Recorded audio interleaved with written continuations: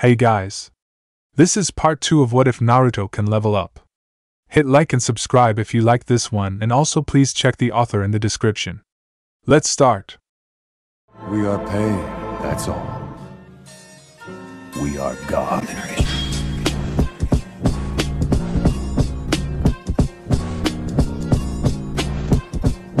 Chapter 4, Welcome to Hell. Silence saturated the room as the words left the man's mouth. Both Naruto and Anko were worried while Hiruzen for some strange reason remained impassive. What is it something I said? The Abyss Auction House manager asked. What do you mean you've been keeping an eye on him for a while? Hiruzen's tone spoke volumes. Now Hokage-sama. You of all people should know that when it comes to information we are never at liberty to discuss it. To emphasize his point, the man showed them a complex seal on the back of his neck, one that both Anko and Hiruzen recognized. Juinjutsu, curse seal, both thought. What's the Abyss Auction House? Naruto asked. Basically we deal with goods and services, the man explained. In fact, the Abyss had a hand in helping the 5 Shodai when the very first meeting between the Great 5 Kage took place. To put it simply as to why, well, let's just say that the initial meeting almost came to blows before a neutral party came into place. Naruto, however, was merely confused. Anko was shocked and Hiruzen remained impassive as he already knew about this. It was something only the very high-ups in the elemental countries knew about. The official story was that the 5 Kages came to an agreement, splitting the 9 Biju evenly at cost. Unfortunately, complications arose when the Shodai Kazekage wanted only the Ichibi, land and small percentage of the profit instead of 2 Biju, otherwise he and the village would back out of the peace talk and do what they did best in the era of warring states. Battle and bloodshed. From there the meeting went downhill until a member of the Abyss Auction House and offered their services. No one knew exactly when the Abyss Auction House began, but they originally were more or less a broker of information and goods during the era of warring states. Now, however, since things had become much more connected through the unity of various clans and villages, business for them, unlike others, had boomed and they were now more of a gray market as they owned legitimate businesses. Now they were a powerful neutral party who sold things to anyone that was the highest bidder. They even now allowed others to sell their own items for a percentage of the price sold. Sometimes even rare and priceless goods. Luckily they had standards and did not sell anything to terrorist groups. Doing so was bad for business. However, that isn't to say that many tried to take advantage of them or seek them out for the goods they had in a hostile manner in the past. While it didn't end well for either party, it was usually the idiots who dared attack them that suffered more. Debts from their village were collected, shops closed up, businesses would show a rapid or subtle decline, people went missing, basically the village economy went downhill. It all added up to one simple truth. Don't fuck with the Abyss. If one did, it would be like being swallowed up into a dark hole with little hope of escape. It was the reason why their former name was changed from whatever it used to be to Abyss Auction House. Hiruzen compared the Abyss to the likes of Tetsu no Kuni, a neutral and powerful force that only those who were foolish, ignorant, or dumb enough dared attack them. But it begged the question, why are you interested in Naruto-kun? Hiruzen would move heaven and earth for his surrogate grandson, but even he knew messing with the Abyss would end badly for Konoha. Why? His ability, of course. It's quite unique, the man mused, much to Naruto and Anko's shock. Oh, don't look so surprised. Gathering information for this sort of thing is our specialty. I must say that yours is quite powerful, though. There aren't that many natural ability users left anymore. Oh no, Hiruzen had hoped that his initial theory had been right. Hearing this now meant only one thing, that Kami-Forsaken Gaia effect theory is in play here. The theory was only known by a few, but many didn't pay much attention to it. Upon first hearing about it, a young Hiruzen had thought it was nothing more than a quack theory that only the gullible would believe in, his teammates agreeing with him too. Who wouldn't, after all? Later on, Hiruzen learned that the ludicrous theory had actually true when he gained the title of Hokage when he read the Hokage's journal in the secret vault. Hiruzen also had an inkling that if what I'm seeing is true, Naruto could potentially be a late bloomer ability user, someone who started out weak but given the chance could have limitless potential. No one knows who or what Gaia was. The name itself was from a very old and ancient dialect and language from a culture that was either extinct or was now very far from the Shinobi continent. Essentially, the theory was that the world they lived in was a living, breathing entity or deity, or had a symbiotic relationship with one named Gaia, that would sometimes grant others unique powers, ranging from simply unique to very powerful, for whatever reason based off what they cherished or were good at. Luckily, 90% of the time none of it was hereditary. How much to keep this information confidential? Hiruzen asked the man. The Abyss had made a deal in the past to never reveal or deal information that related to the Big Five with others. This meant a variety of things. It wouldn't do them any good to lose 5 big clients. However, there were 2 exceptions that had been made. One was that said deal would be annulled if any of them tried to backstab the Abyss, and the last one was the discovery of ability users, which the Kages hadn't thought much at the time due to how rare and little knowledge they had of them at the time. Most thought they were referring to bloodline limits, but when the Abyss said otherwise, it was more of a special and unique ability the group had not cared as much. Bloodline limits could be passed on, unique abilities not as much. That move had bitten them in the ass. So when the Nidaime Hokage, whom Hiruzen later discovered was a natural ability user that gave him his unrivaled mastery over water ninjutsu, came into office, he had made another deal with them. Currently, said deal with the Abyss Auction House was that any information about Konoha ability users was to be disclosed with the Hokage first and foremost. Luckily, the event was very rare and the Great Five hardly ever dealt with this sort of thing. For this type of situation, he thought for a sec before responding, our standard fee, 50 million ryo in total. The man's smile never faltered. 50 million ryo. Both Anko and Naruto were shocked by the incredible large of money. Done. Hiruzen didn't hesitate to write him a check, though a great sum of money. It would hardly put a dent in Konoha's treasury with the amount of missions, clients, and businesses they had. While the Abyss Auction House was seen as shady by many, they never revealed any particular piece of information to anyone else unless authorized by the buyer, and it was for life. Hence the curse seal they bore on their necks on the off chance one of the members was somehow caught. It only ever happened once, but the information he held had not been given, and the village the ninja came from no longer existed. Always a pleasure doing business with you, Hokage-sama. The man took the check. Well, now since that part of the business has been taken care of, and if there's nothing else to discuss, I believe we should get down to other business. Yes, let's. Anko-chan, Naruto-kun, I'll see you both tomorrow morning instead. Not a word of this to anyone, and be discreet. Hiruzen gave them both a look that said it was not a request but an order that would have serious repercussions if disobeyed. Hi, both nodded as they left the room. Gaki, come with me. Anko took a hold of him, and soon after a few more flickers did they find themselves near a training field. Why are we here? Naruto asked Anko. Training grounds, Gaki, was her answer. You need a serious tune-up. If I or Midori weren't in there with you, you'd be dead. Way to sugarcoat it, Naruto muttered. I was sugarcoating it, Gaki. If I wasn't, I would have called you dumber than a 10-pound bag of stupid. Anko stared at him impassively before sighing. Look, I couldn't give 2 shits about training some snot-nosed brat. Hell, I could be training myself and doing other things than doing this. Naruto didn't care for the insult, she'd pay for that one, but he was confused by what followed. Then why are you? Anko merely looked at him. Honestly, I still don't know. Never got involved with other genin much since I was apprenticed at a very young age. Was only ever assigned to a temporary genin team when I took the Chunin exams, she revealed. Part of me, however, feels responsible for you from the small amount of time I've spent with you and what just transpired. You said your dream is to become Hokage, right? Naruto nodded vigorously. Yeah. I'm gonna. Ubububub. She stopped. Don't want to hear it, Gaki. It's a good goal, and if you get it, good for you. But realistically, you're a very long way from getting the hat. I wouldn't be able to tell you how to go about it since every Hokage is different. But one thing they had in common was this: leadership, power, willingness to give their lives for the village, and having the backing of the village. Things you're missing. Naruto merely frowned as Anko listed the things he needed. It wasn't his fault many in the village didn't like him.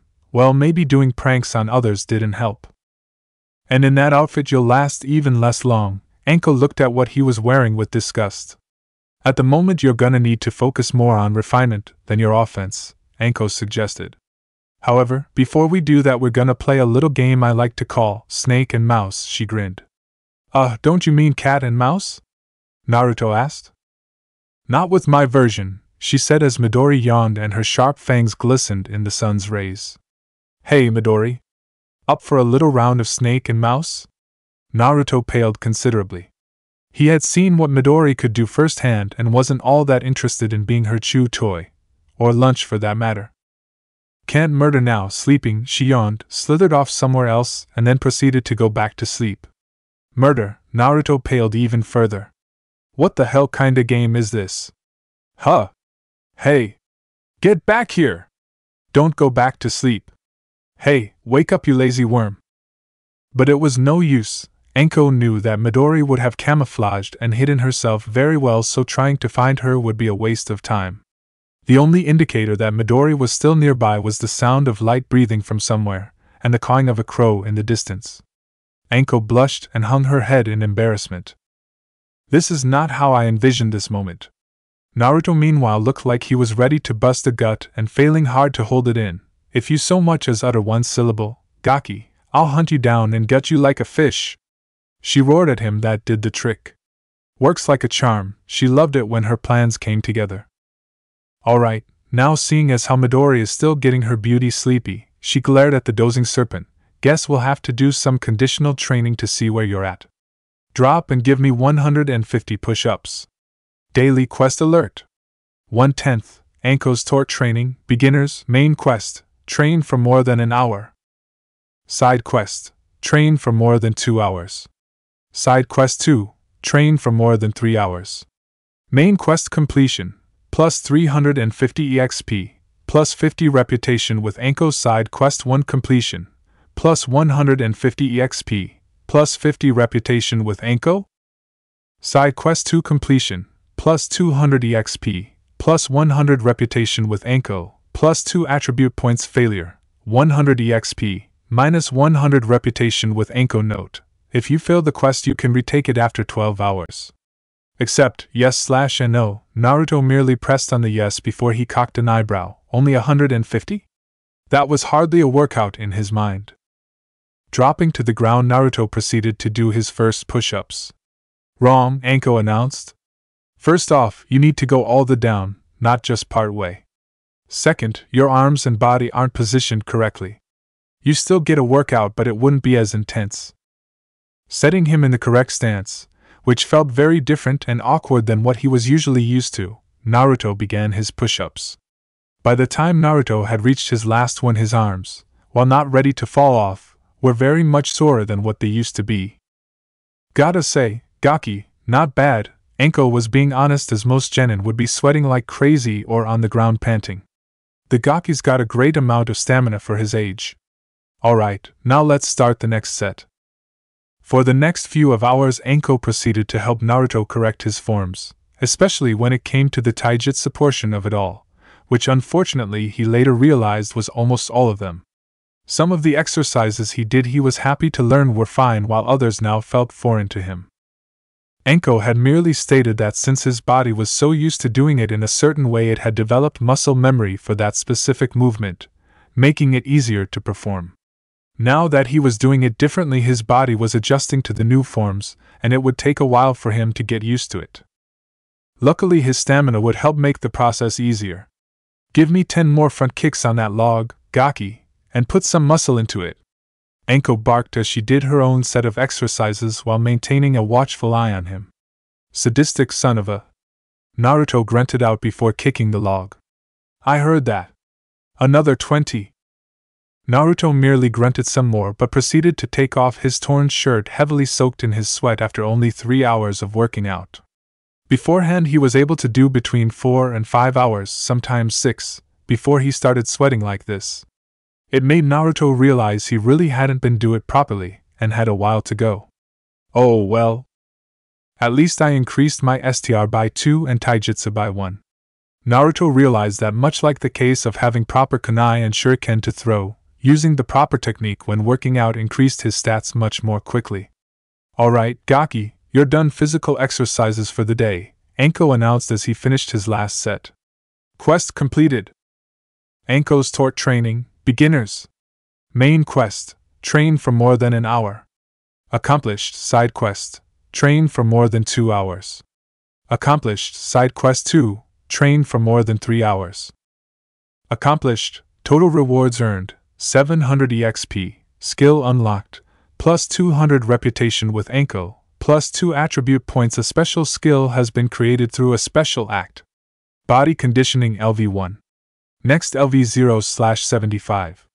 A passive skill in which the user trains their body to enhance both bodily function and physical capabilities.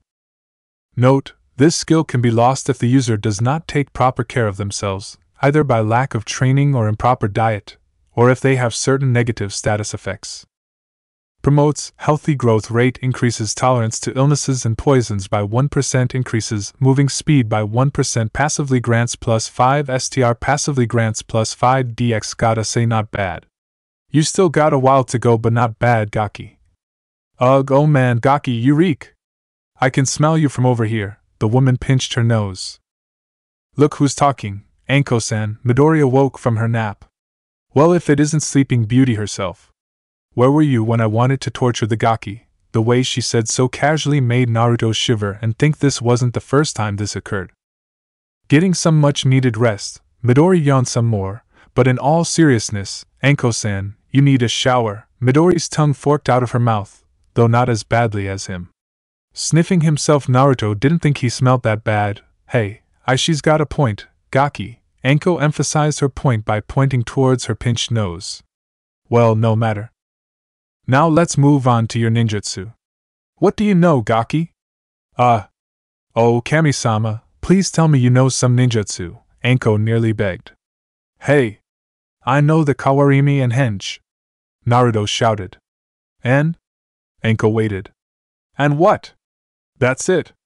Anko was seriously gonna beat Iruka black and blue after this. Hey! I'm an academy student.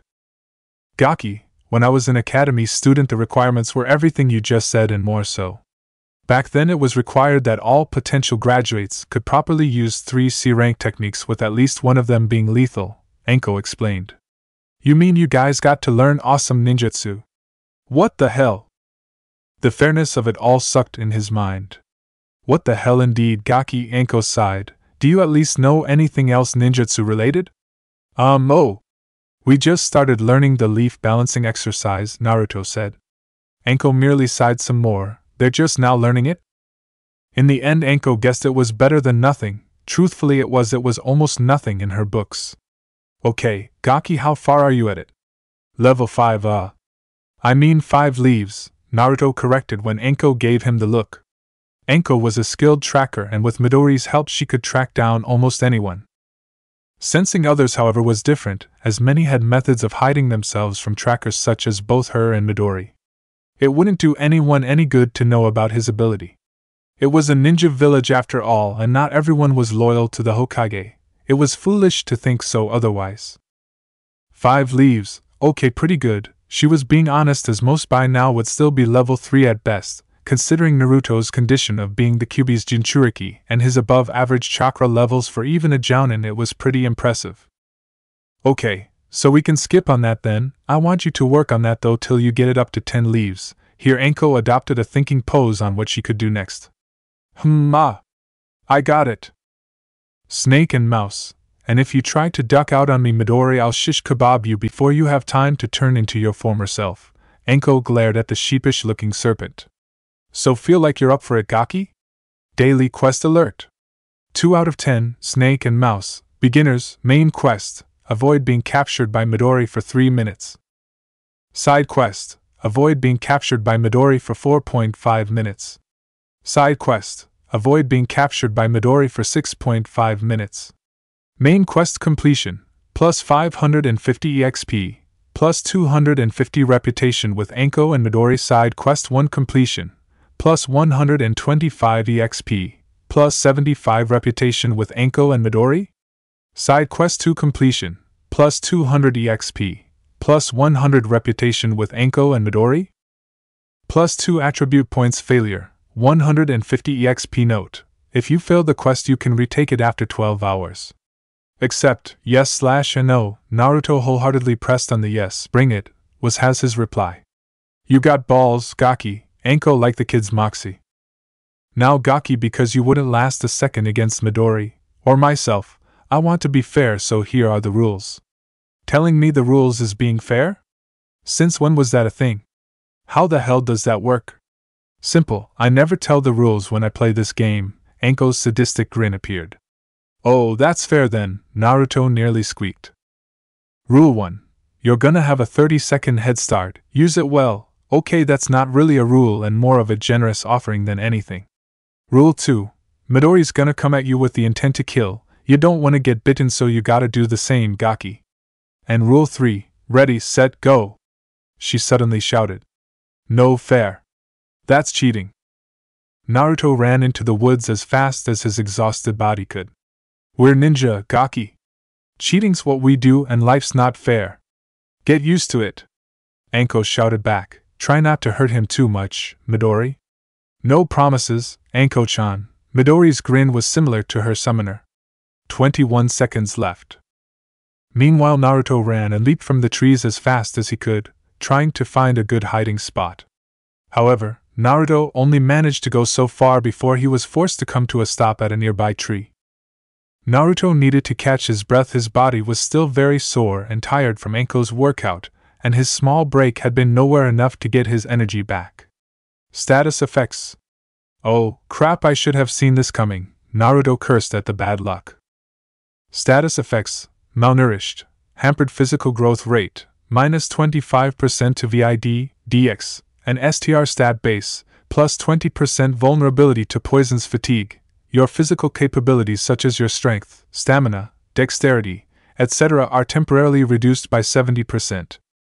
One of the things Naruto, when going over the had learned while going over the guidebook, was that while his VIT stat governed his health levels, his stamina, and his ability to regain health outside of combat, his fatigue was much different. Only certain actions such as napping, sleeping, consuming certain things, or skills could do something about it. Oh, I'm screwed, Naruto realized he was in trouble. Adding to the fact that he smelled and Midori could track him by smell, Naruto knew that he'd be unable to outrun or hide for long. Here she comes, Gaki. He heard Anko's shouting. Oh crap! Naruto needed to think of something fast, otherwise he'd become Midori's chew toy. Looking for a possible solution, Naruto did what he did best. Improvise. With Midori, as Midori used her sensitive tongue to try and locate her prey, part of her couldn't help but think that this was a tad unfair.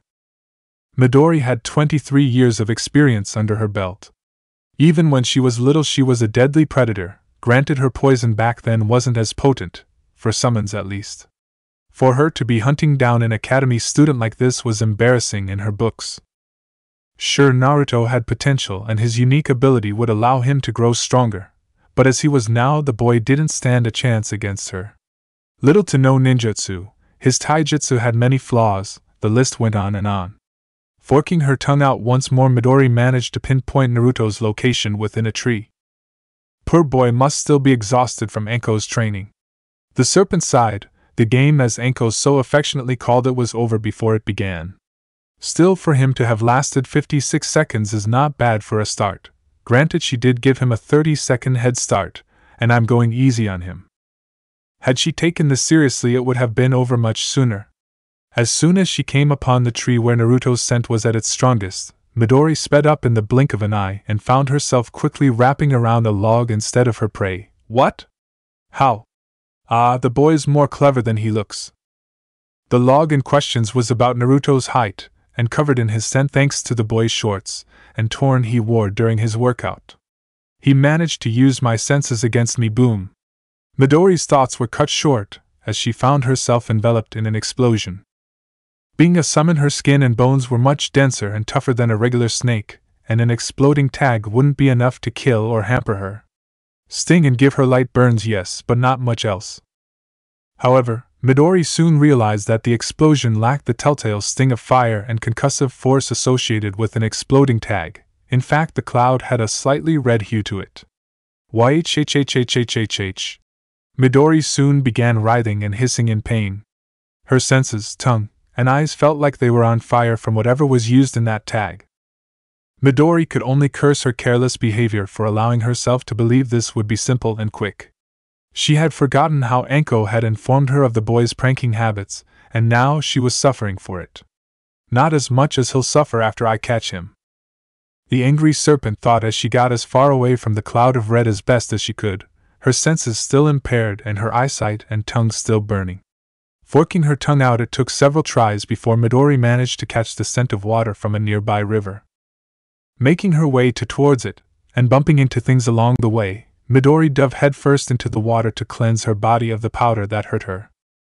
As a minute passed, Midori realized that the boy had managed to evade her for a little under 3 minutes thanks to the stunt he pulled. The serpent pulled her head out of the water and forked her tongue to try and catch his scent once more. That damn cloud is making this difficult. Currently the trees were the only areas where Naruto's scent was at its strongest. Where could he have? Whipping her head around, Midori realized what Naruto had done. He dove into the water to mask himself. Midori had to admit that despite wanting to rip him to shreds for what she suffered, she was beginning to become more and more impressed with Naruto. From her observation, he boy wasn't the sharpest tool in the shed, but she greatly underestimated his ability to formulate plans on the fly, something that was of great importance for shinobi. But now this ends, she was done taken fooling around and hissed as she dove back into the water and swam with the current. Her natural speed and the swiftness of the river made her seem like a blur and invisible to the eye.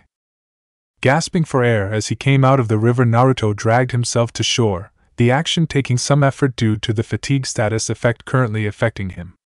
Need to do something about that, he gasped. 3 minutes have passed. Naruto allowed himself to smirk as saw the words. Looks like my plan screamed as he flew through the air and smacked into a tree.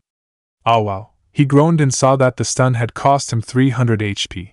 Getting to his feet as quickly as he could, the blonde soon found his actions were for naught as he found himself bound tightly to the tree. Using Kawarimi was now out of the question, as it was meant to be used before being captured or before a technique struck them, with only those who mastered it being capable of replacing themselves out of certain confinements. Hearing a particularly vicious hiss, Naruto came face to face with a very angry-looking snake. Heh. I surrender?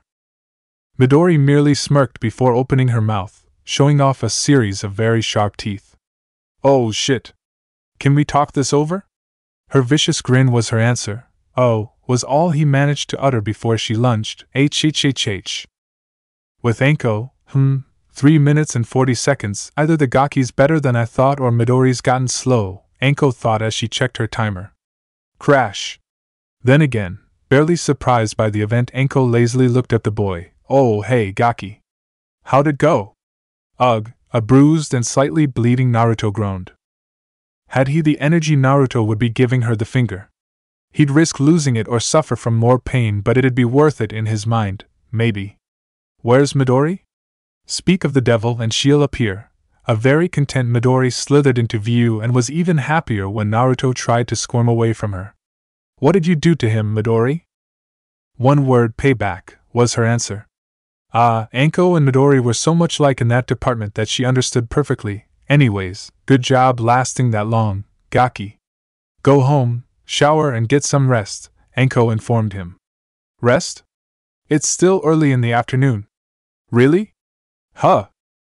With the series of events that occurred today, Anko had gotten the impression it was much later. Well, then shower and then meet me here in an hour, Gaki. Bring your wallet too.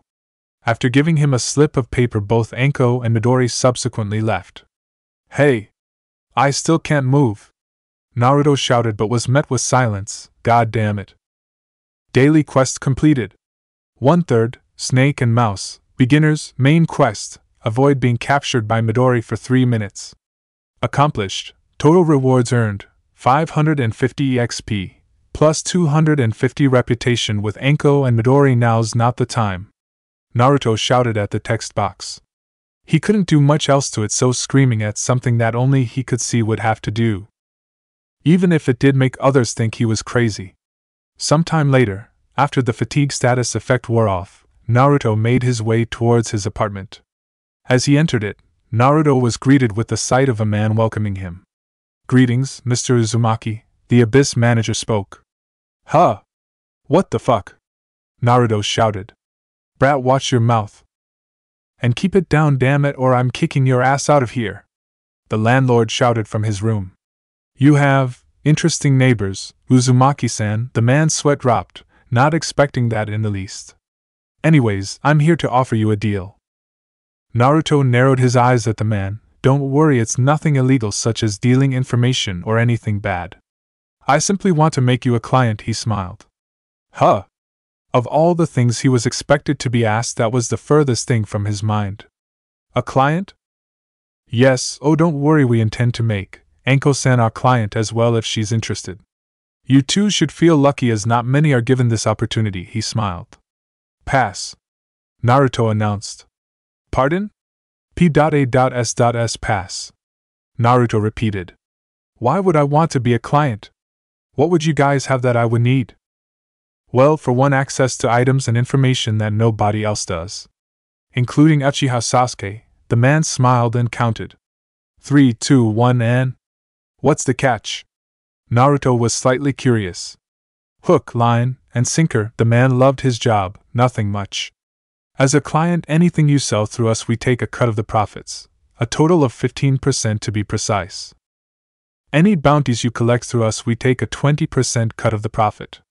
There are a few rules, however, that need to be followed. Here he gave Naruto a small scroll that outlined that goods that dealt in slave trade would result in immediate termination of membership and loss of goods still in transaction. Any false advertising of goods would lead to the same and potentially death if he continued. He shuddered at that. And it also outlined a few other things such as the principle of supply and demand, whatever that was, and whatnot. Also, as a client you get this. The man pulled out a scroll and from it came a small rectangular black box and a square silver box, both bearing the kanji for A and H. Hey, isn't that a portable computer? Laptops, and yes. Computers themselves had been around for close to 25 years, as Naruto recalled, with the majority having little use for ninja except for office work and surveillance, banking and whatnot, and were kinda slow. It also allowed information to be sent from one country to the next, though it was expensive due to the few who had them, and as common practice, courier ninja were still used for the delivery of high confidential and important documents instead. Portable ones, Naruto had heard, allowed for faster processing and compiling of data, didn't really need wires to access information, using wireless whatever it was called, but were mostly used by nobles because of how expensive and prestigious they were. This laptop is specially designed by us and will allow you to gain access to public and known information at your very fingertips. Restricted information such as village secrets, however, isn't, but things such as history, simulations, and whatnot are available. This little number also allows you access to our online shop. For safety and confidential purposes you'll be completely anonymous, but an account name that won't give you away. Looking at him, the man said that Naruto was getting more and more intrigued. So, Mr. Uzumaki, do we have a deal? Naruto's grin was all he needed to know, and shook his hand and left. As Naruto began to set up his new tool, the manager's head popped back in. By the way, you really need to take a shower, Uzumaki-san, later. Hey! Brat, shut up! Needless to say, his life wouldn't be dull anymore. Chapter 5, Taking Things Up a Notch. After setting up his laptop and his account name, Oen, Naruto then proceeded to take a shower, and let the warm water put him to sleep. Waking about several minutes later when the water turned cold, the blonde got out and put on a decent pair of relatively clean clothes and made his way to the address Anko had provided him with his trusty and decently plump Gamachan in tow. Okay, the place should be right here. Looking up, Naruto had to admit the shop was pretty decent. Higurashi Shinobi Arms, he muttered to himself. You made it, Gaki, and on time also, good, Anko said from behind him. Gaha! Quit doing that! Naruto was seriously wondering if nearly getting a heart attack from her surprise appearances was gonna lead to an actual heart attack. Oh, quit your bitchin', Gaki! You should see this coming. Think of it as training to detect people before you get your ass kicked. Anko waved him off before going into the store. Coming or not? Following after her, Naruto was greeted with the sight of various weapons, ninja tools, and protective gear. From katana to tantos, light to heavy armor, and shuriken to custom-made kunai. All in all, everything looked to be in prestigious order. Whoa, Naruto was in awe at what he saw. Pretty much sums it. Anko had reacted the same way when she first came in here. Place has been here since Konoha's founding. Pricey compared to the other retailers, but if you want top-notch quality goods, this is the place to get your stuff. Nice to hear you say that, Anko, a tall 6'4" man spoke. Who's the kid? Thought you said you'd give up Dango before mentoring? Not really mentoring, just giving the Gaki a few pointers, Anko argued, but even she knew it was still technically mentoring another. Besides, it's not like I was serious when I said it. I believe your words were, and I quote, I'd rather give up Dango than teach some snot-nosed brats who wouldn't know shit on how to use kunai or shuriken even if their lives depended on it. Remember now? The man asked an embarrassed-looking kunoichi. Wow, way to sugarcoat it, Naruto groused. I was sugarcoating it, kid. You should hear Anko's other sayings, especially when alcohol loosens her tongue. The man stopped when Anko sent him the evil eye and decided to change the subject.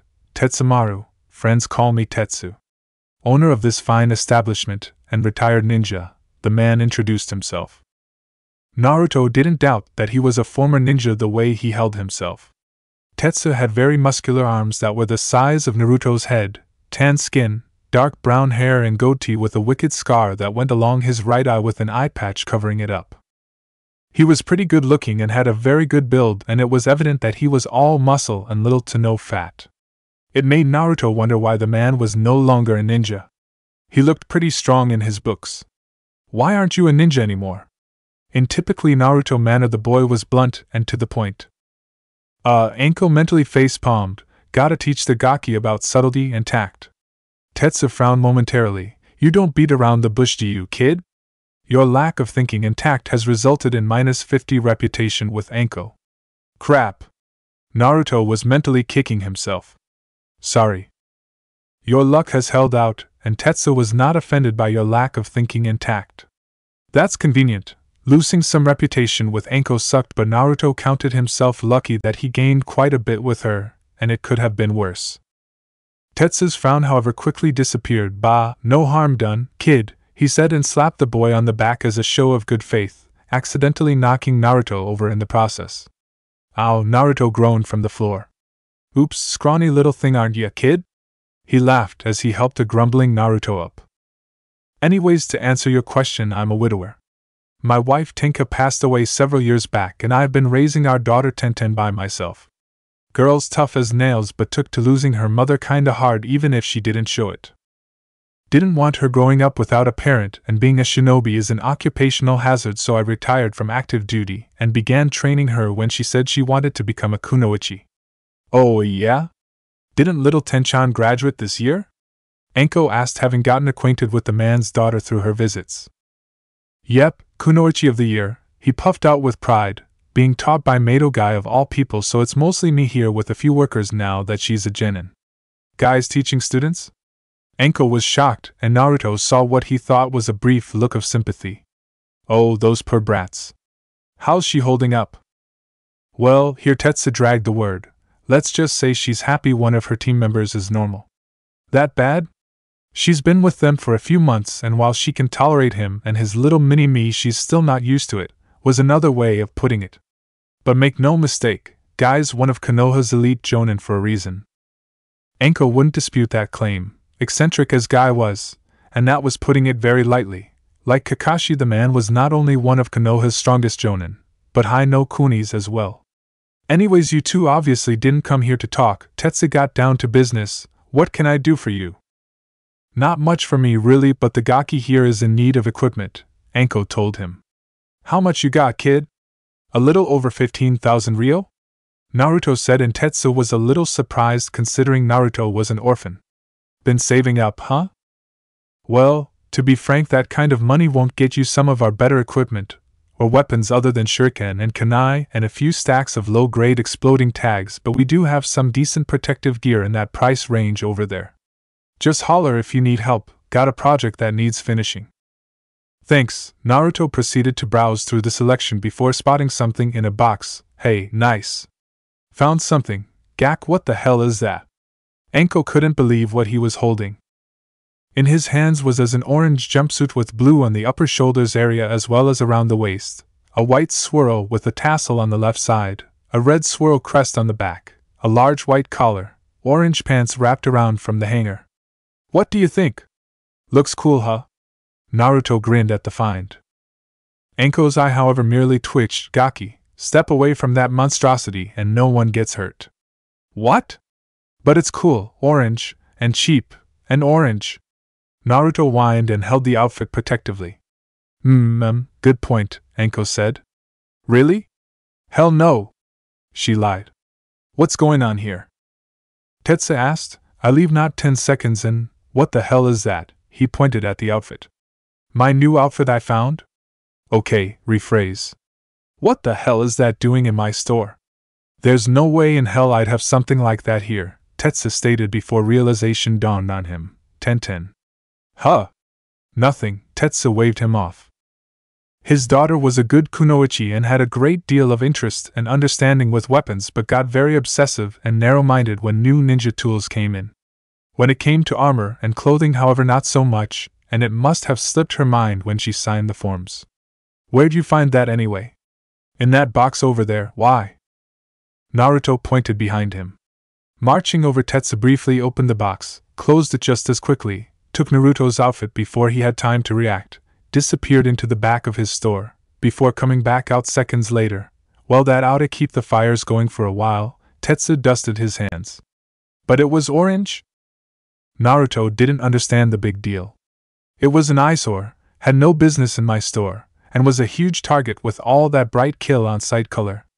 You might as well wear a target sign that says, "Here I am world, come kill me." Tetsu finished but noticed Naruto's saddened expression. Ah, damn it. Tell you what, kid, because it's your first time here, I'll give you a discount. Naruto was still sulking, but he had to admit the offer was tempting, and some free exploding tags. Fine, low grades ones though, but only after you graduate. Konoha law prevents me from selling weapons to minors without the approval of a legal guardian, village official, or till they gain the rank of genin. The only weapons I could sell you are practice weapons and shuriken and kunai, and even then waivers need to be signed, Tetsu agreed before motioning him to follow. Your bartering skill has leveled up. Bartering. LV2. Next LV29/150. This skill allows the user to successfully barter with others in order to acquire certain services or information. Such things include the buying and selling of items, the exchange of information, or others. The higher the level of this skill, the greater the success and rewards. Note, your reputation with individuals, and their rank, will play a big role in the success of bartering. Buying and selling price bonus are currently 6% increases your persuasion by 12%. Sweet. Naruto grinned as he followed the man. Alright, let's see here. Taking some quick measurements of Naruto, Tetsu soon picked out a few ensembles for the boy. Here you go, have a gander. Going to the dressing room and closing the door, Naruto muttered, observe the clothing he was given. Basic ninja set, basic ninja tunic, dark blue, common quality armor durability, 30-30 ordinary and basic protective upper armor used by ninja in training when they practice mock fighting or physical exercises. May not look like much but is decently durable. Defense, 10 basic ninja pants, dark blue, common quality armor durability, 25-25 ordinary and basic protective pants armor used by ninja in training when they practice mock fighting or physical exercises. May not look like much but is decently durable. Defense, 7 basic ninja gloves, dark blue, common quality armor durability, 20-20 ordinary and basic protective hand armor used by ninja in training. The material used in these gloves offers a decent amount of protection and allows for one to strike harder.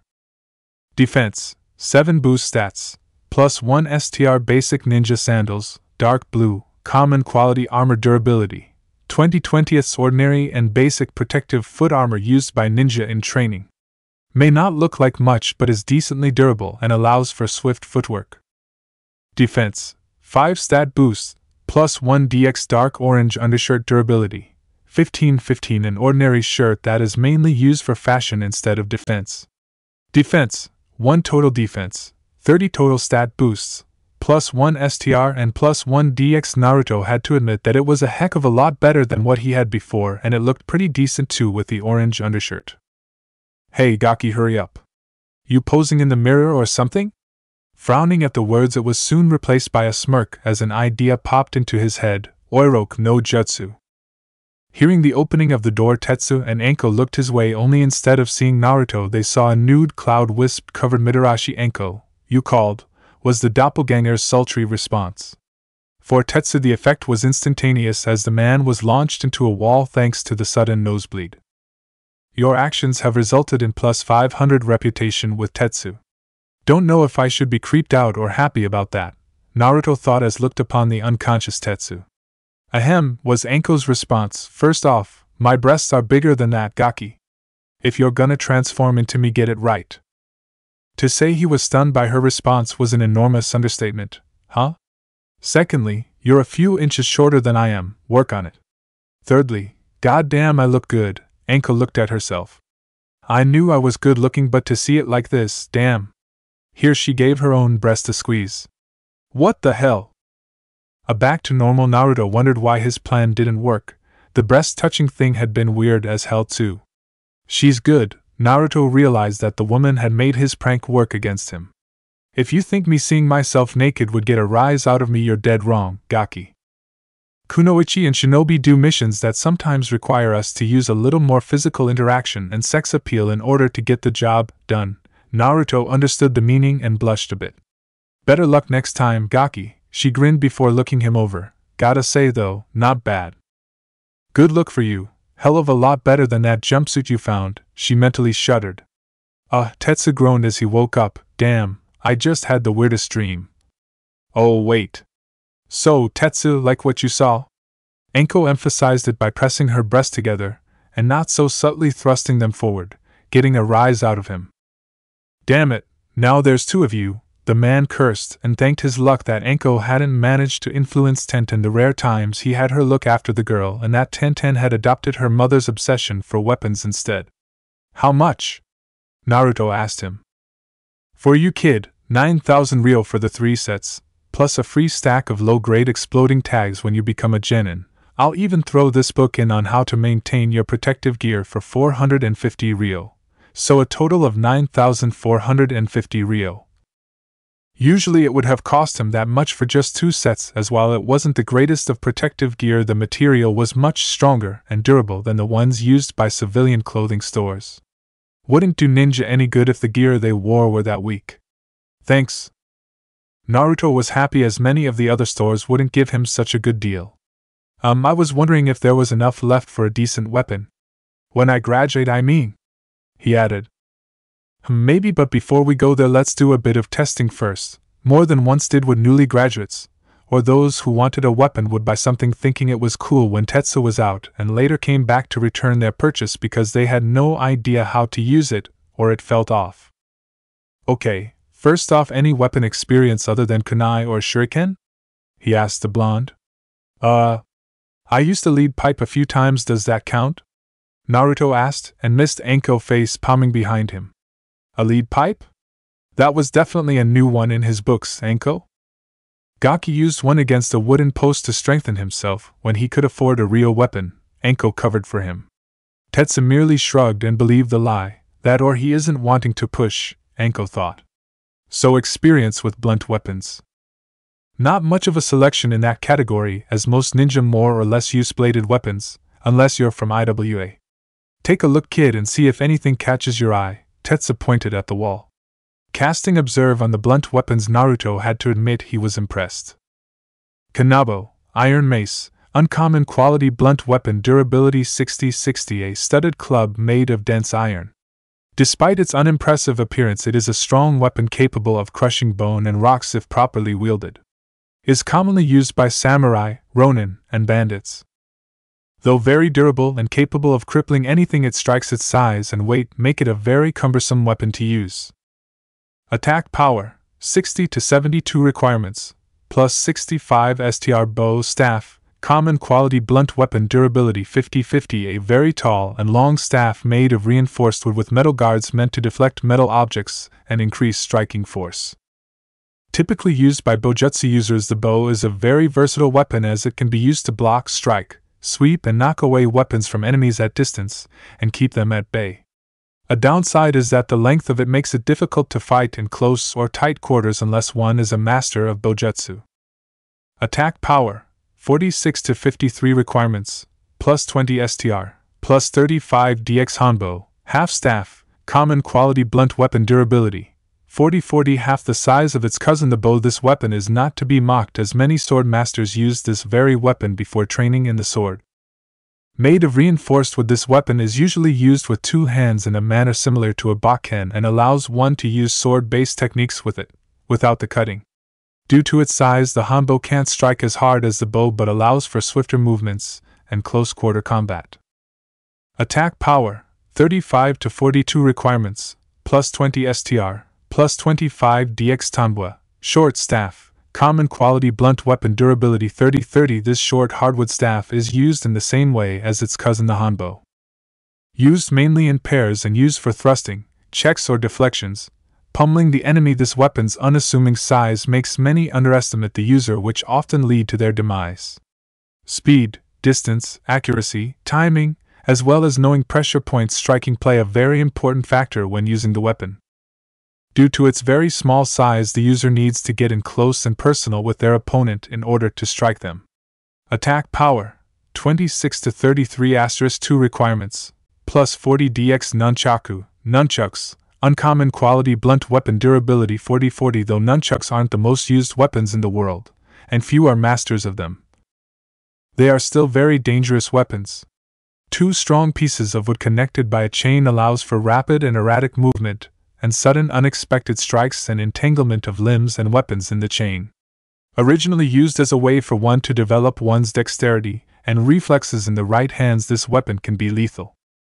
Attack power, 54 to 69 requirements, plus 55 DX, mastered basic blunt mastery. As Naruto went through them all, he couldn't help but drool a bit at how awesome the weapons were.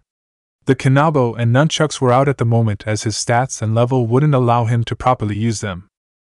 The bow's staff, Naruto had to admit, was pretty good but felt a bit off to him. Tetsu had said it was most likely the size was too long, and gave him a smaller one. Fairly long still, but it felt more comfortable. As he tried the rest of them, Naruto had to say that he currently felt more comfortable with the hanbo and tanbua. More so with the hanbo, as the feeling was similar to when he used the pipe. "Anything else?" he asked. "Sorry, kid, but that's all the blunt weapons I have. Like I said, ninja use mostly bladed weapons. You can take a look at the bladed weapons over there if you like." Giving it a shot, as there wasn't anything to lose, Naruto's eyes wandered over the multiple swords that ranged from small than his arm to being twice as long as his body. He had to admit, while his lead pipe made a good weapon, it would make more sense for him to have a proper weapon such as tanto or ninjato. Then again, conforming to the norm wasn't really his style. There was just one problem. "They're too expensive," Naruto groaned. With the amount of money needed for such weapons, he'd need to grind a couple more times in the zombie dungeon, and suddenly coming here with that amount of money would raise questions.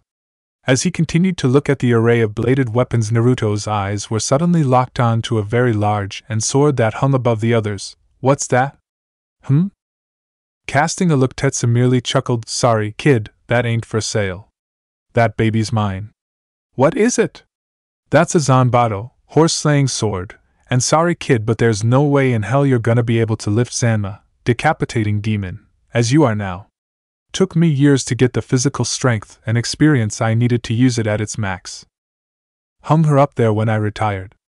If you want one, you're gonna have to show me you have the required strength, and only then will I make a special order, and that isn't cheap, especially for a Zanbato." "Can't be that heavy," Naruto said. "That sword there weighs a little over 250 kilograms. That's a little over 550 pounds. And that's with seals on it to make it lighter," he elaborated to a bug-eyed Naruto. Casting his observe on it, Naruto was shocked to see that everything was in, meaning the weapon was levels too high or powerful for him to see anything on it. "Why do you call it Zanma?" Naruto asked, and in response Tetsu merely rummaged through some things before tossing him a little black book. "Bingo book? What's that?" Tetsu merely looked at Anko with a disbelieving look, mouthing, "Really?" Her way, which she signed, "Don't ask," to him with her hand. Basically, when a ninja does certain things, they get themselves put into that book. Usually a person's name is put in there for things they did in the war against the enemy, defected, stole, and have critical knowledge, or they did horrible things. Immediately a window popped up in front of Naruto when he finished. Bounty hunting. There are many ways for one to earn money in the world. One of the most lucrative ways is collecting bounties. Bounties are placed on individuals for a multitude of reasons, such as actions done against enemy factions, attacking others in villages, or for being a nukening. The value of bounties vary in different countries for different reasons, as some may pay more for the corpse while others will pay less. Some bounties will even require the individual to be brought in alive. Bounties, much like missions, are separated into categories D, C, B, A, S, and above. Note: depending on the individual, a bounty can have either negative or positive outcomes, such as the gratitude of a village or the wrath of a lover, clan, or family. Note: the rank of an individual in the bingo books doesn't always relate to their strength, as some may simply have stolen valuable information or irreplaceable items from a village.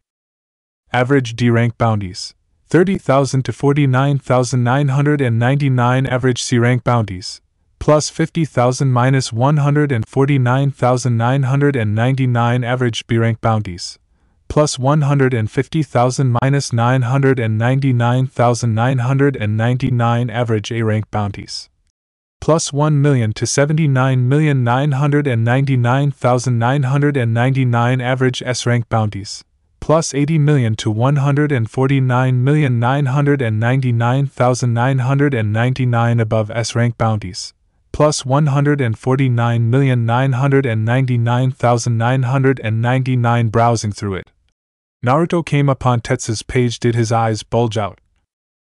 29 million Ryo with IWA and Kumo, but 60 million Ryo with Kiri. He looked at the grinning man. If what he read was true, it meant the man was an A-rank ninja, in other words, a former jonin. What the hell did you do? Tetsu merely gave him a blank look as he pointed to the book in his hands. Oh, right. Naruto realized that it was a dumb thing to say.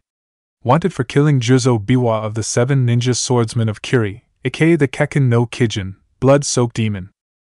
Don't let it fool you, that man was very strong, but his encounter with Mado Dai, may he rest in peace, weakened him. Turns out Kiri wanted to replace him with another potential swordsman, and he set out to prove he was still fit for action and began slaughtering civilian women, children, men, and ninja without mercy. I tracked that bastard down and fought him several days later and chopped off his head, took my eye in the process though. That psychopath was too dangerous and insane to be left alive. That's how Zanma earned her name, and I was called Zanmato no Tetsumaru, Tetsu of the decapitating demon blade. Got a very nice nest egg from him too, Tetsu finished with a grin. The man nearly fainted when he collected the bounty on the man's head. His wife, however, did faint. So that's why you're in the bingo books? Well, partly. Here the man was slightly embarrassed. Huh! After finishing off Juzo, Tetsu here got it into his head to take the Kubikuribocho, decapitating carving knife, Juzo's weapon, back with him to Konoha. Anko jumped in. So? What's so important about this guy and his sword? The comment once more got Anko to hang her head. Seriously, what the hell do they teach these brats nowadays? She was going back to the Hokage Tower after this. Not knowing who the 7 swordsmen of Kiri were was a warning sign in her mind. Konoha's genin would most likely be made a laughing stock if they didn't know this sort of thing. Then again, the Gaki's not the sharpest tool in the pouch. Could have just skipped through that lesson. The 7 swordsmen date back to when Kiri was founded. Gaki. They are one of Kiri's most elite and strongest fighters, and their swords are wanted for their unique properties and abilities. To them, the death of one of the 7 swordsmen is not as important as the whereabouts and safety of one of their swords. If one of them dies, they can be replaced. The swords can't, because the ones who made them aren't alive anymore, along with the materials used being unknown. In the Kubikuribocho's case, the sword is almost the same size as Zanma, but not only is the metal 1/3 of the weight, but as strong as the densest of metals. Add that it regenerates itself by using the iron in the blood of those it cuts, and you've got yourself a badass weapon. Anko had to admit it was her kind of weapon. Too bad it was too cumbersome for her to use and didn't support her fighting style. That's why I wanted it, kid. Think about it. You have a family sword, an heirloom that's been in your family for generations, and it gets severed. The Kubikuribocho's ability allows it to go from severed to fully restored in a matter of minutes, and all it needs is blood. My wife was a genius when it came to weapons. Here Anko snorted and muttered, OCD weapon fanatic. In her hand she and Io** could probably have figured out a way to replicate its ability, and find a way that didn't require the use of blood. Here the man May sighed. Unfortunately, I lost the goddamn thing in a skirmish a couple days later against Kiri's Iho Kanbi, Heartless Pair, Jinpachi Munashi and Kushimaru Courier. Both of which were members of Seven Swordsmen and bloodthirsty deviants that if anyone other than a swordsman or the Kage touched the Seven Swordsman blades would be killed. Alone I had a better chance of winning against one of them, but against both of them I'd have better luck trying to get a rock to float in water.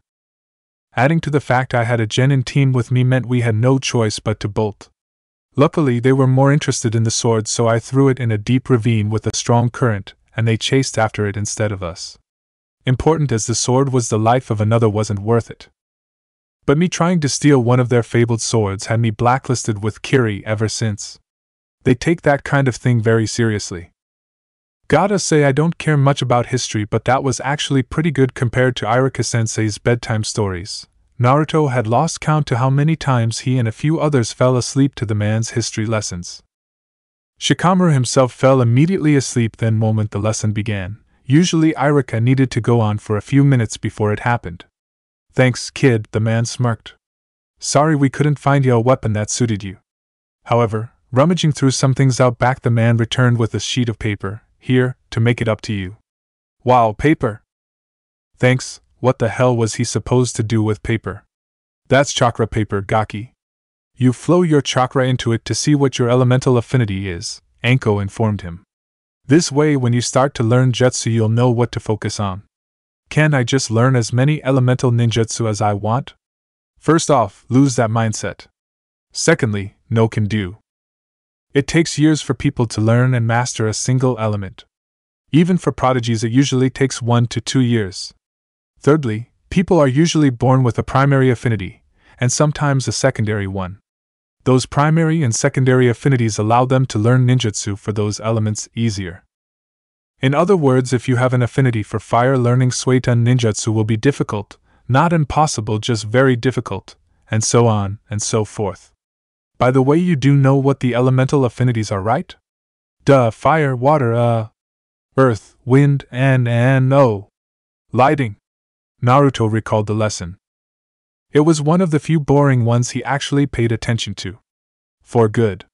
When you push chakra into it, the following will potentially happen. Fire will ignite it, wind will split it in two, lightning will crinkle it, earth will turn it to dust, and water will make it wet. Give it a shot, Anko said. Focusing as well as he could, Naruto closed his eyes and concentrated on flowing his chakra into the paper. It wasn't a second later when the boy heard the paper ripping in two before the two halves ignited. You have discovered your elemental affinities. Wind affinity, primary, LV, 1 next LV, 0/75. A rarity among the other affinities. Techniques with this element are performed by making chakra as sharp and thin as possible. Wind release is mainly short to mid-range defensive techniques that combine brute force and keen precision to deal cutting, concussive, and slashing damage. True masters of futon are capable of performing feats that leave many in fear, such as creating hurricane force winds to tear apart the opposition. Increases the power, speed and range of wind-based techniques by 20%. Decreased chakra used for futon techniques by 20%. Increases cutting, concussive, and severing power by 20%. Increases experience gain when learning and using futon techniques by 20%. Fire affinity, secondary, LV, 1 next LV. Affiliated with the Tiger Hand seal, fire release consists of mid to long-range defensive techniques that cause combustive and explosive damage. The art of having the flames obey the user's will is considered outrageously difficult but very well worth it. Though weak against Suiton, masters of Katon ninjutsu are capable of evaporating water and melt rock, armor, and enhanced metal with little effort and leaving only ash behind. Increases the power, range and speed of fire-based techniques by 10%. Decreased chakra used for Katon techniques by 10%. Increases burning and explosive power by 10%. Increases experience gain when learning and using Katon techniques by 10%. Whoa. Don't see that every day, Tetsu remarked. So a primary wind affinity and a secondary fire one, Anko explained, and had to admit this was a pretty rare phenomenon. Sweet. I have wind and fire. Well, it's good and bad, Anko burst his bubble. Good because you have two affinities that complement and make each other stronger, and both are very offensive-oriented. Fire for mid and long range and wind for short and mid-range. But that's good, right? Naruto had no idea what the problem was. Yes, however, unlike fire, which is common in Hai no Kuni, wind is considered rare unless you're from Kaze no Kuni, and there aren't that many masters, practitioners, or techniques in Konoha that I know of, Anko explained to a downtrodden Naruto before Tetsu cut in. The only person I can think of would be the Sandame's son, Sarutobi-sama. Asked me to make him a pair of chakra blade trench knives to complement his futon techniques. Problem is, yeah, Anko nodded and knew where he was going. Hello? I don't know what the problem is, Naruto shouted to their embarrassment. Oh, right. Asuma's kinda laid back and doesn't do anything unless he really needs to. So unless he's your teacher or unless you hire him to teach you your SOL, Gaki. There are only two other qualified futon teachers, Shimura Danzo. Trust me, you don't want him as a teacher. Anko's face turned into a snarl. And the other? Naruto asked, slightly frightened by her expression, and made a note not to meet the man. Megurama-kensei, Tetsu cut in, Asuma's futon instructor and the Yandame Hokage's former teammate. He and Danzo are easily the best futon users in Konoha and our only futon masters. Cool. Can I meet him? Unfortunately, therein lays the problem. He's dead. I heard he passed away sometime after the Kyuubi incident. Crippling injury he got from the Kyuubi that only got worse. So like Anko said, your SOL, kid, Tetsu apologized. You guys really love getting my hopes up, don't you? Naruto deadpanned. Sorry, the two apologized. Thanking him once more after paying him, Naruto left the store with Anko as Tetsu went back to finish his project. Alright, Gaki, so what's your plan now? Anko asked. Well, I was originally thinking of doing normal dungeons, but I have no idea where to find them. In all honesty, Naruto had no idea what to do now. Plus, without any ninjutsu to fall back on, what's the point? Good point. Naruto's reasons were quite valid in Anko's mind. Sure, he had better equipment in terms of defense, but his repertoire and chances of success were still pretty low. Unfortunately, Gaki, I got stuff to do. Gotta do something real quick before I head back to the office. Got a last-minute call about us getting some new guests to break in, she cackled and frightened the boy. Well, see ya. Saying she's all kinds of crazy would be like saying I'm a ramen lover. Naruto shuddered as Anko got out of sight before he too left to do his own devices. Sitting on his favorite spot on top of the Hokage mountain for the last 20 minutes, Naruto began thinking and reviewing on what to do now, and what to do in the future. Okay, my chakra control sucks, need to bring that up, and because of that and my chakra amount, the guidebook says that learning and using genjutsu will be too difficult for me. The fact that genjutsu more or less required him to be stationary while he used it merely added fuel to the fire. Sure, masters and gifted illusionists could cast them while they were mobile, but it was very difficult and required an enormous amount of concentration and control that Naruto just didn't have. Taijutsu he still needed to work on, as he didn't know many techniques besides the basics, which would be useless in the future seeing as how they could be easily countered. As it currently was, Naruto realized that his strength lied in his STR, VID, and DX, unorthodox tactics, his ninjutsu, as sad as it currently was, and his bukijutsu. It made Naruto realize one thing: I need to grind some skills and make some money. His clothes, good as they were at the moment, would only take him so far. He needed a weapon and some decent ninjutsu if he was going to get stronger. Unfortunately, Naruto had seen the cost for ninjutsu scrolls with the auction house. Most of the D-rank ones were almost useless in combat, or had been sold or had a time limit that ended days later. He needed them now, and the C-rank ones were currently out of his price range. Ryo, for your thoughts, Naruto-kun? A familiar voice rang. Hey, Gigi, Naruto greeted the Hokage. I thought you said we'd meet tomorrow? I did, however. Some important information has been brought to my attention, he spoke.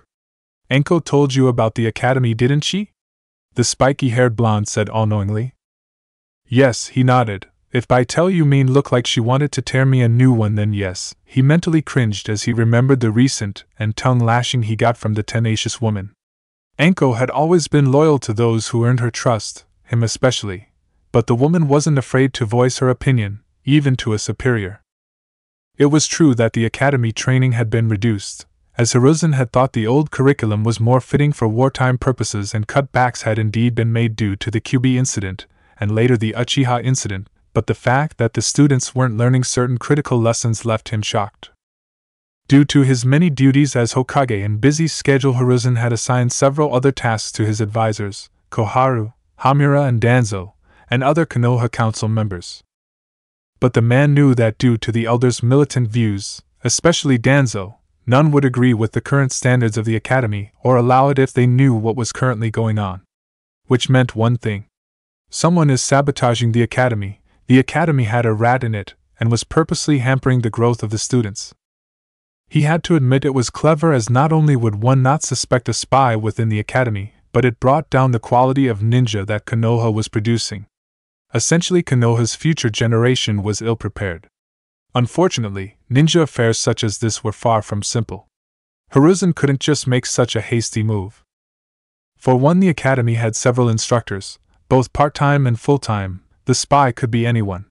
2. For the spy to have hidden themselves, and who knows how long, meant he or she was strong and potentially had inside help. Which meant Hiruzen would need to approach this carefully. Catching the spy would mean nothing if the process started all over again in the future. It also meant he needed to leave things as they were till he could figure out who it was. For now, Naruto-kun, let's leave that between us three till I figure something out. Hiruzen gave the boy a look that Naruto knew he was being serious, and could only nod. Good lad, the man smiled before giving him a look over. I must say, Naruto-kun, you clean up very well. That look suits you. It wasn't hard to see that the man approved. Anko stated you two were looking at weapons? Yeah, too expensive though, it sucked in his mind. Sure, he could wait and grind some more in that zombie world, but he'd still have to save up quite a bit for a decent weapon. Oh yeah? Guess what, Jijij? I have an affinity for wind and fire. Yes, I heard that too. In truth, part of him wasn't all that surprised, as Jinchuriki were usually born with more than one affinity, or had a unique control over that affinity. Not all of them, but most, which is why I brought you this. He held out a couple of scrolls for the boy. This scroll has one Katon ninjutsu called Katon, Hidama a D-rank technique, and one Futon ninjutsu called Futon, Ripusho a C-rank one. The other scroll has a Sarutobi training staff that beginners use. I'm trusting you, Naruto, to use them wisely, and to continue training hard. Kami-sama knows the boy will need all the help he can get, the man thought. Yada! Thanks, Jiji. You won't regret this, Databeo. Naruto whopped as he took both scrolls and began heading out. Whoa, slow down, Naruto. The Sandaime stopped him. First of all, I need to instruct you on a few things. First of all, here it's a permission slip that will allow you to buy weapons from Tetsu. However, I'd like to see your level of competence first before you buy certain weapons. Secondly, the weapon I gave you is merely for practice and for you to defend yourself, and unfortunately you'll most likely need a new one in the future to better complement your two elements. Had you an earth affinity, it would be different. Thirdly, don't go telling anyone about your you-know-what, understand? The populace can often react badly to new things they don't understand. Okay, Jiji, Naruto nodded. Good, and lastly, Naruto, I want you to do better in the academy. As your grades are now, regrettable as it is, you're a shoo-in for the title of dead last. Naruto merely scowled at that. Did I also mention that the dead last is usually paired off with the rookie of the year? In other words, the man left it hanging, and by Naruto's pale expression the boy understood. What? I'm gonna be paired with Sasuke team. Hell no! He shouted, but was bonked on the head by Hiruzen. Language, Naruto-kun, he scolded.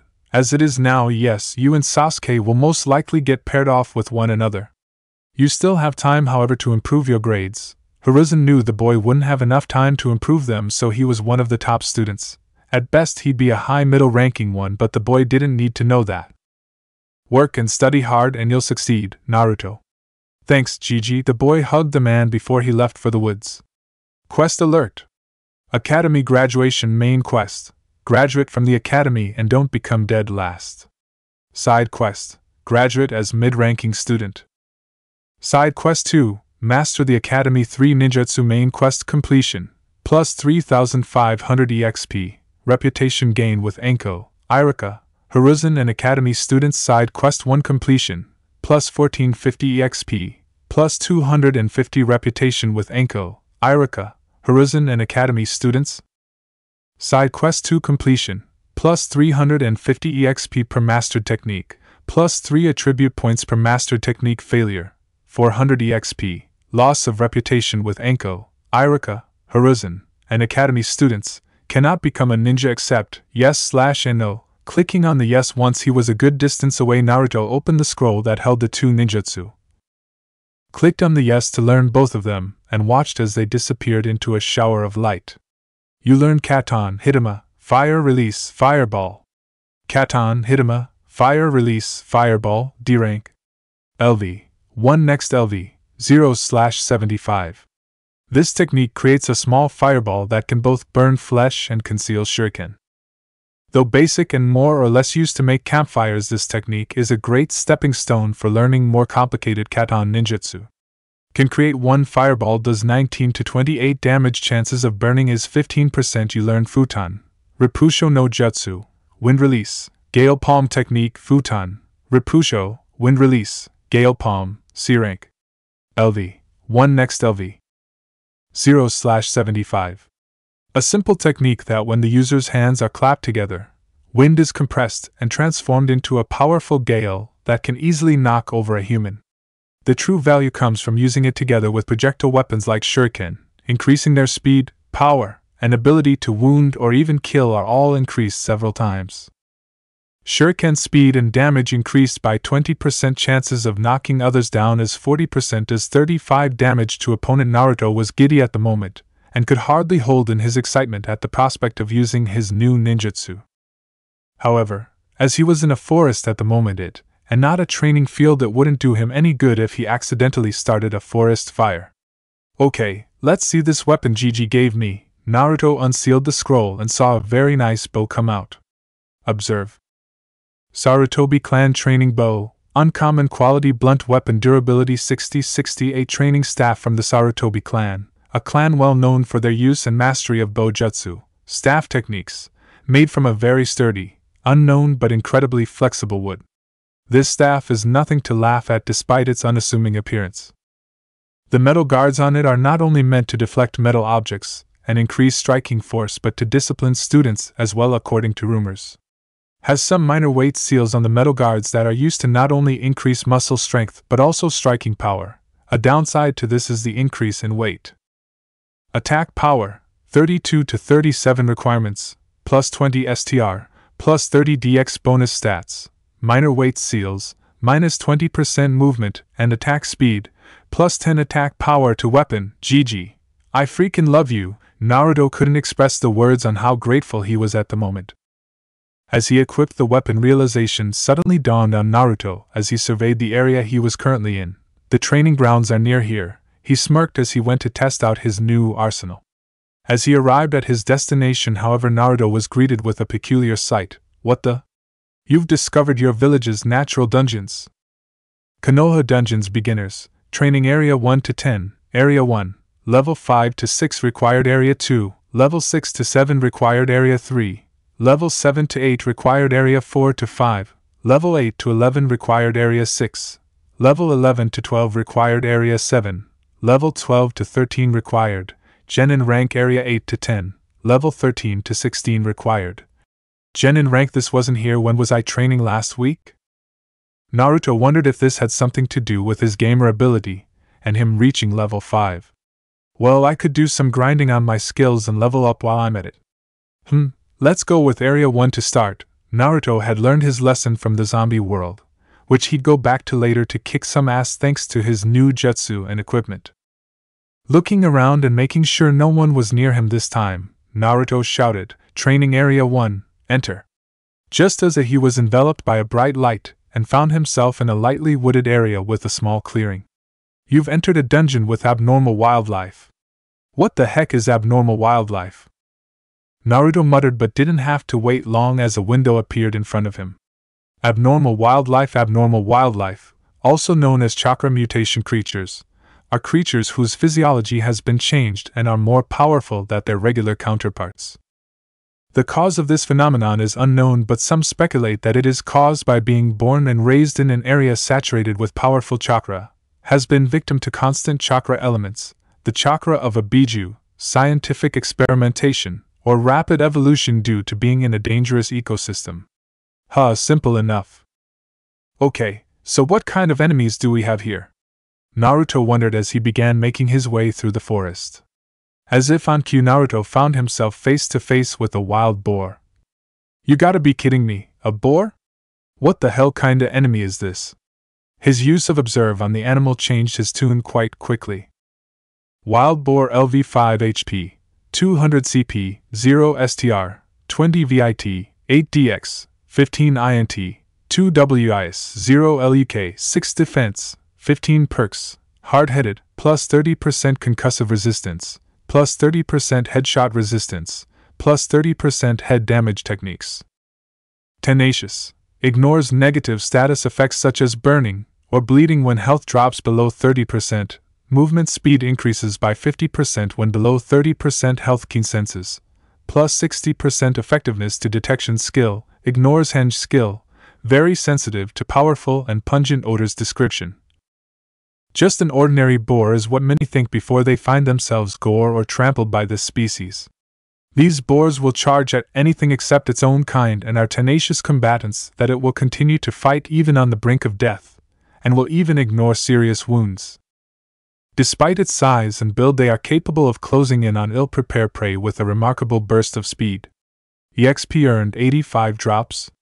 Dodging to the left and whipping his weapon at the torso as the boar was but a few feet in front of him, Naruto would freely admit he was impressed with the creature now.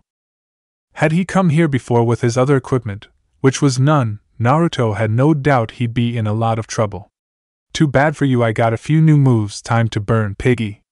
Katan, Hitama no Jutsu. A small fireball escaped from Naruto's mouth and was on a crash course with the boar. It missed and forced the boar to the left, but the action had left it open for Naruto to spit out another fireball to damage the creature. Rushing in, Naruto began whacking the boar in a few spots before it finally succumbed to its wounds and disappeared. Boar hide and boar meat. Naruto inspected the dropped loot. No Rio this time though. Naruto wasn't all that surprised, as while monsters in games were sometimes known to drop money when they were defeated, humanoid enemies such as zombies and bandits had greater money drops than that of wild beasts. Making his way further into the woods, Naruto decided to keep himself hidden as best he could, similarly to what he did with the zombies. This was easier said than done, however, due to their keen senses perk, as some of the next 7 boars he killed had unfortunately caught whiff of him. Ryokuboku, power strike! Naruto shouted as he struck the last charging boar with an overhead swing, killing it in the process as the last of its HP disappeared. Ryokuboku's skill has increased to level 4. Naruto had learned that he would have no choice but to face them at a distance or head-to-head instead of in the shadows. Such tactics didn't work against creatures with a powerful sense of smell, which had allowed some of the boars to sneak and gang up on him and get in quite a few good blows in the process, even forcing Naruto to use one of his first aids to not only restore health but also cure the bleeding status effect he had gained. Oh well. I got 680 EXP so far, as well as quite a bit of loot that Naruto knew some would pay for and could be used to improve his cooking skills. Suddenly Naruto heard a rustle in the bushes and spotted a small boar with the description Baby Boar LV2 coming out and looked ready to charge at him. Really? As the little creature charged at him, Naruto merely gave it a good smack on the head and it was down, not dead, but it had only dozen HP left. Wow, that was pathetic. Bula bula! The little creature suddenly cried at the top of its little lungs in an oh so very familiar manner. Oh please no, Naruto had an inkling where this was going and hoped he was wrong. Smacking it once more, Naruto was happy to see the lights of defeat, but it was short-lived. The baby boar's cries have summoned Mama Boar. Oh shit, Naruto hated when he was right. Bawa bawa! Was the loud snorting sound Naruto heard as the Mama Boar came into view. Oh, Naruto knew he was in trouble. Mama Boar LV 7 HP, 450 CP, 0 STR, 30 VIT, 18 DX, 20 INT, 4 WIS, 0 LUK, 12 defense, 20 perks, hard-headed, plus 40% concussive resistance, plus 40% headshot resistance, plus 40% head damage techniques. Tenacious, ignores negative status effects such as burning or bleeding when health drops below 30%, movement speed increases by 70% when below 30% health. Keen senses, plus 70% effectiveness to detection skill, ignores henge skill, very sensitive to powerful and pungent odors. Description: never come between a mother and her child, especially when this one has tusks that will rip your insides out if you do. At 6 feet long and 4.5 feet high, this bigger than average boar is enough to make even predators hesitate attacking it. EXP earned 145 drops. As the boar spotted him, Naruto gulped slightly. "Nice, piggy?" was all he said before the beast charged at him at speeds he had no idea an animal its size could. Futon, Repusho no Jutsu. Naruto thrust his clapped hands at the boar's side but only managed to annoy the beast. Okay, that didn't work. Trying a different tactic, Naruto allowed the boar to get in as close as possible before jumping over it and performing an overhead swing with his staff. Only for the boar to meet the attack head-on and overpower it, throwing Naruto off balance and allowing the creature to deliver a strong headbutt that sent him into a tree. Damn, Naruto cursed and saw he had lost a good 115 HP in the process. I lost all that from a freaking headbutt. A loud snort from the boar got his attention and Naruto saw that the beast was going to charge again, only this time he saw a bluish tinge around it. Charge skill. What this skill lacks in attack power it makes up for in speed, as being hit by this technique has a very high chance of stunning the opponent, rendering them at the mercy of their opponent for additional hits. Okay, can't let that hit me. Taking out a couple of shuriken, took careful aim just as the boar began to charge at him with frightening speed and let them fly. Futon, Repusho no Jutsu. Due to the speed of the charge, the thrown shuriken, and the boost from the gale, the boar had no chance of avoiding the metal stars as they both plunged into its eyes. The pain made the now blind animal veer off its mark and caused it to crash into a solid tree trunk that, while shuddering the tree, only served to harm it even more and plunged the metal stars further into its eyes. Taking advantage, Naruto began pummeling the mama boar with a flurry of blows to the leg and back, activating the minor weight seals and making the strikes more harmful and powerful till it finally went down. Phew, Naruto wiped the sweat from his face. Basic blunt weapon mastery skill has increased to level 6. Congratulations! You learned the technique Saijiki, Crushing Strike. Saijiki, Crushing Strike. LV1 next LV0/75. A skill that allows the user to land a crippling blow on the target's limbs that will not only harm but can momentarily impair the limb's movement. CP usage: 30 increases blunt weapon damage by 30%, impairs movement for 2.5 seconds. Naruto merely grinned as he saw the technique and decided he'd put it to good use. For the next little while, Naruto would practice his new skills on regular boars, letting them charge in and then using the Saijiki on their legs, making them stumble and allowing him to use his staff or katan, Hitama. Then he would go off and find some baby boar, as cruel as it sounded, and make them summon a mama boar so he could practice his Repusho and see the effectiveness his crushing strike would have won them. Though the first two got a few good blows, forcing him to consume some food to recover his lost HP and CP, his leveling up made it so he wouldn't need to stay put for long and had an easier time against the fourth one. As it was, this methods had allowed him to increase both elemental techniques by 2 levels already, coming close to 3. Walking into a clearing, Naruto saw several wild boars and was ready to pick them off one by one till he felt vibrations on the ground. Fortunately, it wasn't too bad that it would knock him over or lose footing, but seeing the other boars flee and the fact the vibrations were noticeable enough that it made him remember an important detail. This place has a boss, Naruto recalled, and then suddenly heard the loud bellow of a fierce and undoubtedly powerful animal. Bring it, he grinned and welcomed the challenge. Status window: name, Uzumaki Naruto. Job, the gamer. Level, 7. Next level, 120/4500. Title, Academy Student. Specialization, not applicable. HP, 1400 CP, 2300 STR, 17, 11, equals 28 VIT, 37 DX. 23, 11 plus 4, equals 38 INT, 71 WIS. 15 plus percent 5 equals 15.75 LUK? Def 30 perks. Additional plus 3 VIT and plus 5 INT per LV, plus 75 CP per LV, plus 25% additional EXP towards power type fighting style, minus 25% EXP towards chakra control, 40% EXP towards reputation gain. Additional plus 3 VIT and plus 5 INT per LV, plus 50 HP per LV, plus 25% additional EXP towards Fuinjutsu, minus 15% EXP towards chakra control Prank King, minus 10% EXP towards reputation gain, plus 15% EXP towards strategy and tactics, plus 15% towards stealth. Additional plus 3 DX per LV beginner zombie slayer, 30% increase attack and defense against undead. Plus 5 stats when facing undead, plus 10% additional drops in EXP from undead status effects, malnourished, hampered physical growth rate, minus 25% to VID, DX, and STR stat base, plus 20% vulnerability to poisons. Description: Uzumaki Naruto's background is shrouded in mystery. Currently an academy student with inspirations to become Hokage, Naruto has a long and difficult journey ahead of him before he can attain his dream. At the moment, Naruto is considered by many as a shoo-in for the title of Dead Last. Money, 5940 real, $594, attribute points, 16. Chapter 6, No Pain No Gain. Naruto grinned like mad as he heard the boss of the dungeon bellow out loud.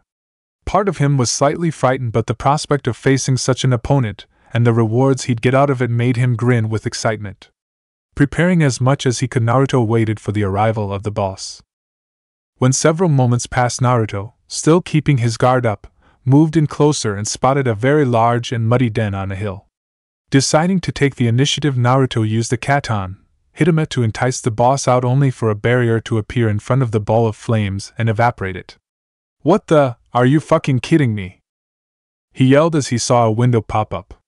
Boss battle requirements not complete. Wild boars slain, 15/12, baby boar, 4 out of 6, mama boar, 4/8, mature boar, 0/3, dungeon boss. Dungeon bosses are the strongest creatures in a dungeon, with powers that greatly vary, such as immense speed, strength, or other unique abilities.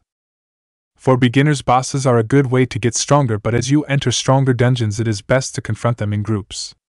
Bosses are also known to drop unique one-of-a-kind items that will greatly help you or can be sold for a very good price.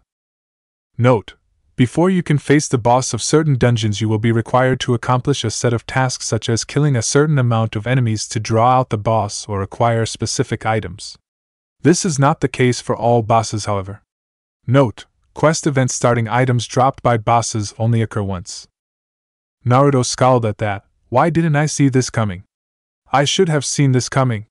Part of him thought things were going to be easy, relatively speaking, that is. Looking over the list once more, Naruto made a check of things. Okay, I just need to kill these last few boars and I can go and kill this thing. Bwah! The sudden roar had Naruto jumping into the air a good distance away from the den, the earth vibrating every so often, but nothing happening. No boss appearing or anything. That's almost as bad as Anko's sudden appearances. Naruto thought it to be maybe even worse.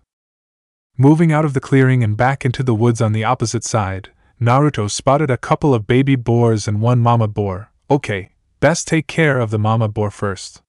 Taking a kunai from his pouch, Naruto took aim and threw it at the mama boar's backside. As the beast prepared to attack him, another much bigger creature joined it. Mature boar, LV 8 HP, 500 CP, 50 STR, 35 VIT, 20 DX, 25 INT, 2 WIS, 0 LUK, 15 defense, 26 perks, hard-headed, plus 45% concussive resistance, plus 45% headshot resistance, plus 45% head damage techniques. Tenacious, ignores negative status effects such as burning or bleeding when health drops below 30%, movement speed increases by 70% when below 30% health. Keen senses, plus 70% effectiveness to detection skill, ignores henge skill. Very sensitive to powerful and pungent odors. Description: mature male boars have strong family ties to their mates and offspring, and won't hesitate to fly into battle should one of them feel threatened. Like their female counterparts, mature boars can sometimes be summoned by baby boars, though the chances of them being summoned are much lower. EXP earned 165 drops. Let's get to it, he thought before going into the fray. TNI room. Walking out of the cell that she had been in, Anko closed the door behind her and left the quivering mess that was the newcomer alone. Well, that was boring, Anko muttered as she headed to Ibiki's office to report what she found out. When Anko had been called in from work to break in a newcomer, the woman had thought it to be because only she could do it. She was giddy at the prospect, as Anko loved breaking in the new tenants, especially the tough ones. It made her happy then to meet someone like this, and then turn them into sobbing cry-babies who wanted to see their mommies. This wasn't the case, however. Turns out the man had been really forthcoming with the intel he possessed and didn't even put up a challenge. Oh sure, the man had looked impassive at first, but Anko knew he was merely putting up a brave mask. Originally she had come here thinking the man was all tough, and she was in for a long day's work. The man barely lasted 5 minutes by the time she was done with him. Entering Ibiki's office, the woman slammed her hand down on his desk to get his attention. Anko, the man greeted without looking up from his paperwork. He was used to it by now. What the hell was that? She growled. What was what? You damn well know what, Ibiki! Anko nearly shouted. I'm on my day off, and you call me in for this? You and I both know I don't do weak-ass pansies. Leave it for the new recruits. Kami-sama knows they need the experience. I would have if we weren't short-handed at the moment, Anko. He gave her a look. As for the trainees doing this sort of thing, you're partially to blame for that. A lot of them decided to quit when I asked you to show them the ropes and gave them a hands-on view on what you do. Long story short, over 70% of the new recruits switched to a different division. In hindsight, it wasn't one of his smartest moves. When it came to teaching, Anko's methods were unique but effective to say the least, and not everyone had the stomach or the guts to survive it. However, with so few qualified to teach and many being busy with other important duties such as in-field interrogation in enemy territory, Ibiki had no choice but to assign Anko. Adding to the fact that the woman was his most skilled interrogator, outdone only by himself and Yamanaka Inoichi, while not the most suited to teach, she had a lot of experience and knowledge. Won't make that mistake twice, the master of torture and psychological warfare thought. Anko was his friend, one of the rare few she had, but even she was a bit much for him at times. Hey, if they can't handle or stomach the shit we do here, then they got no right to be here in the first place. Take your bitching and moaning somewhere else is my motto, Anko retorted. I thought your motto was, Dango is heaven's gift upon mankind? I can have more than one motto. There was no law against. Okay, Ibiki decided not to pry, even wished to know really, and returned to the topic at hand. There is also a little thing called easing them into it, you know. Whatever, she muttered, why didn't you have that asshole who messed up my interrogation process do it? Fired him, and from what I heard he got himself into one of the field position forces, though he's gotta do demeaning tasks such as cleaning the Inuzuka kennels for a whole month as punishment. As much as I don't care for your methods at times, I tolerate insubordination even less. Especially from some hotshot who just got here and thinks he knows more about interrogation than all our veterans combined. He fucked up and now we have to start from scratch all over again. Ibiki thought the man was lucky he was only demoted to Chunin, considering he cost them very important intel. At the moment he knew he was on thin ice. Back in Senju Tobarama's day as Hokage, the man would have either been stripped of his rank as a ninja or potentially executed. Explains why I didn't see him this morning. Lucky him. Anko swore she'd give the man a piece of her mind when she saw him again, and it looks like she'd have to wait a while. She didn't envy him either, as cleaning the Inuzuka kennels was not only genin fodder missions but also one of the worst ones too. She only ever did it once as a genin because she did something stupid and her former teacher saw fit to punish her. Even back then the man was a sadistic bastard. Anyway, what did you find out? Nothing all that important. The guy's nothing more than a bandit from a small gang. Robbed and killed a few people here, terrorized a village or two, no one important though, just some unnoteworthy pricks terrorizing merchants, and whatnot. You know the usual stuff, a bored Anko explained. Oh, and something about when their next move was gonna be. You could have just said that part, you know, Ibiki deadpan. Still pissed, Ibiki Anko dismissed it, and then told him where the gang was going to attack next. If you need me, I'll be getting some R&R, and by need me I mean it better be worth my fucking time. Yeah, Ibiki got the idea and waved her off. Before you do, Hokage-sama said he wanted me to remind you that you're to meet him tomorrow morning at 9. Great, Anko drawled. As much as she respected and admired the Sandaime, she was still pissed at what the academy was currently turned into. Sure, the man told her about his theory, but he could have caught on much earlier in her mind. Might as well go see what the Gaki's up to. With Naruto. As Naruto finally finished off the last of the boars needed to face the boss of this dungeon, the academy student took this time to recover his HP and CP as best he could with the remaining food he had. As he ate, the young shinobi in training tried to come up with a strategy that he could possibly use against the boss.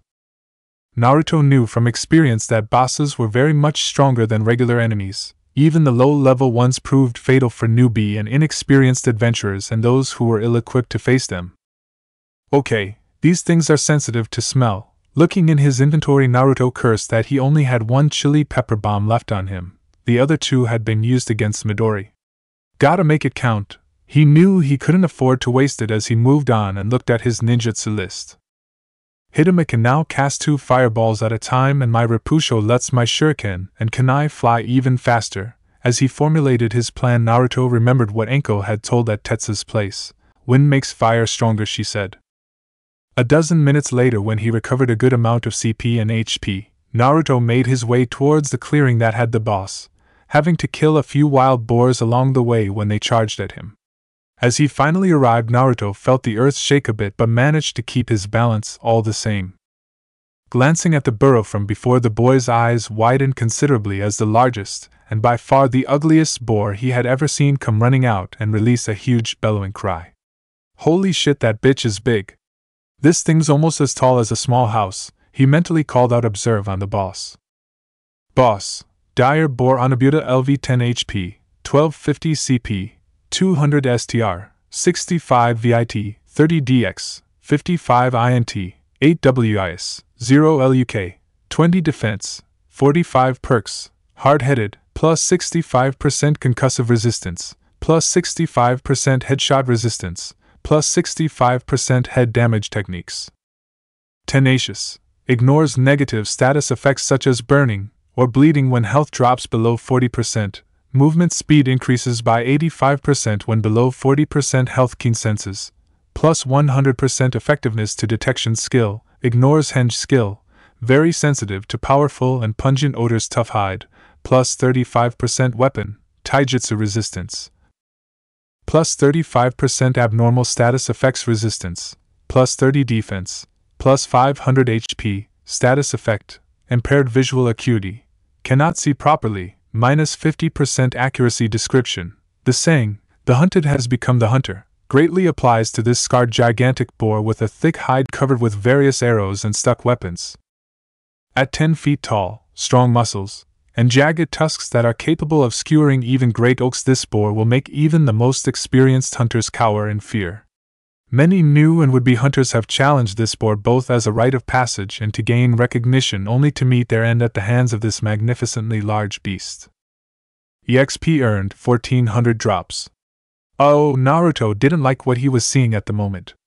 Sure, Naruto was excited at the prospect of facing the boss because it was good experience along with getting good loot, but even then he still didn't expect a low-level boss to be like this.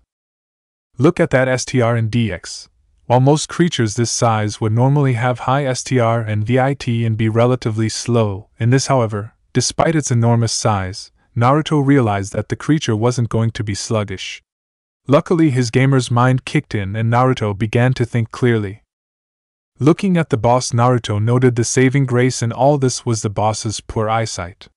One eye was closed shut, a wicked scar jutting down from its forehead to its right eye and snout, and had pus surrounding it. Its other eye, while open, Naruto noticed was a milky white color. Seeing it sniff the air, Naruto knew the beast was looking for him, and rather than wait for it to charge at him, the boy decided to take the initiative.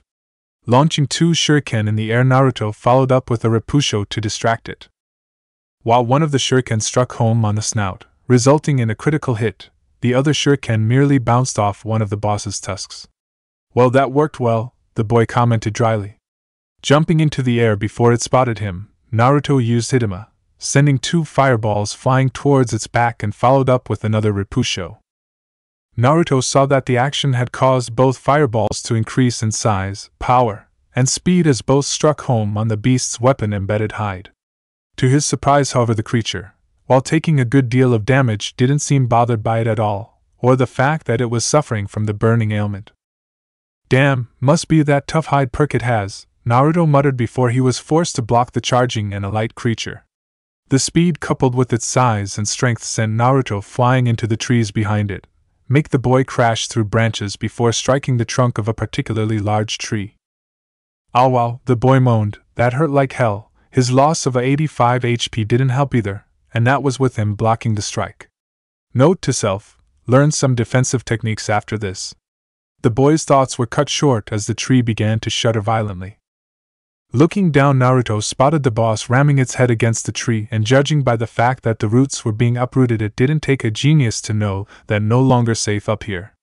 "See ya." Naruto jumped from his platform and onto another nearby tree just in time to see the other one fall to the ground, Hidama. Unlike before, where the balls of fire struck its weapon-littered hide, this time they struck the side of its face and snout, with the later one doing more damage and making the boar squeal and panic as it was light. Ryokuboku! Naruto struck the snout with all his might and began striking at the sensitive nose as many times as he could. Over and under, side to side. The boy struck out as hard as he could with his staff. While using his ninjutsu would be preferable, his consecutive use of them was draining what little CP he had left, and Naruto was saving what little remained in case of an emergency. As he struck once more, Naruto suddenly felt the air leaving his lungs as a strong force struck his stomach and sent him flying once again and smacking hard against a large boulder. The action left the boy momentarily dazed before he was struck a second time and sent skidding away into the forest. Gah! Finally coming to a stop, Naruto got up as quickly as he could and was forced to jump out of the way as the boss came in charging at him at full speed. Naruto was glad he did, as he bore witness to the tree behind him being skewered and then ripped from the earth like a mere weed. What the hell is going on? The boy wasn't this fast before, that much he was certain. Using Observe, he saw what the cause was. Ill-tempered, plus 35% attack power and attack speed, plus 50% STR when below 50% HPO. Come on! Naruto now realized what the stood for now. This is bullshit. Seeing it readying to use charge, Naruto readied himself as best he could. Attacking the beast head-on was not a smart move at the moment. The boss was not only faster and could strike harder, but Naruto had lost a little over 300 HP from those last 2 attacks. While it lacked in power, its stunning ability was made up for it. He was gonna have to play it smart now. Jumping to the side at last minute, and bringing up his staff to block in case it managed to swing its tusks at him, Naruto was basically playing chicken with it. Waiting for the boar to get in close, dodge at the last minute, and every now and then using Katan, Hidama on it. As he dodged once more, Naruto was forced to dodge even further as flames spewed forth from the boar's nostrils and surrounded the creature in a ring of fire. Ag! Are you serious? It was bad enough that with the added STR and speed, but for it to now have fire abilities was like pouring salt and iodine on a series of fresh wounds. Being even more careful now that it revealed its fire-snorting abilities, Naruto felt himself backed up against a tree, one Naruto knew would be too big for Anabuta to lift. The other trees, Naruto knew that because of how little they were, compared to some of Konoha's larger trees, the boar's STR coupled with its speed allowed it to bring them down with a good 2 or 3 hits. Because of its ill-tempered perk, it was made even easier for it to uproot trees now. This tree was much larger than those ones he noted. Naruto knew Anabuta would need to land quite a few good solid blows before it could begin to uproot it. Deciding now was as good a time as any, Naruto throw a kunai at the boss's snout to get a rise out of it. While the weapon was smacked away by one of its tusks, the action had the effect he wanted nonetheless, and the beast charged at him with frightening speed. As the beast got closer, Naruto took aim and threw another kunai that came out short and landed directly in front of the charging Anabuta instead of hitting home. As the boar came in front of it, the wild pig failed to notice a small ball attached to the weapon's string before it exploding into a shower of red dust that covered its entire body. As it plowed through the red cloud as though it was of little issue, Anabuta's senses were suddenly lit aflame and pain began to rack through its body.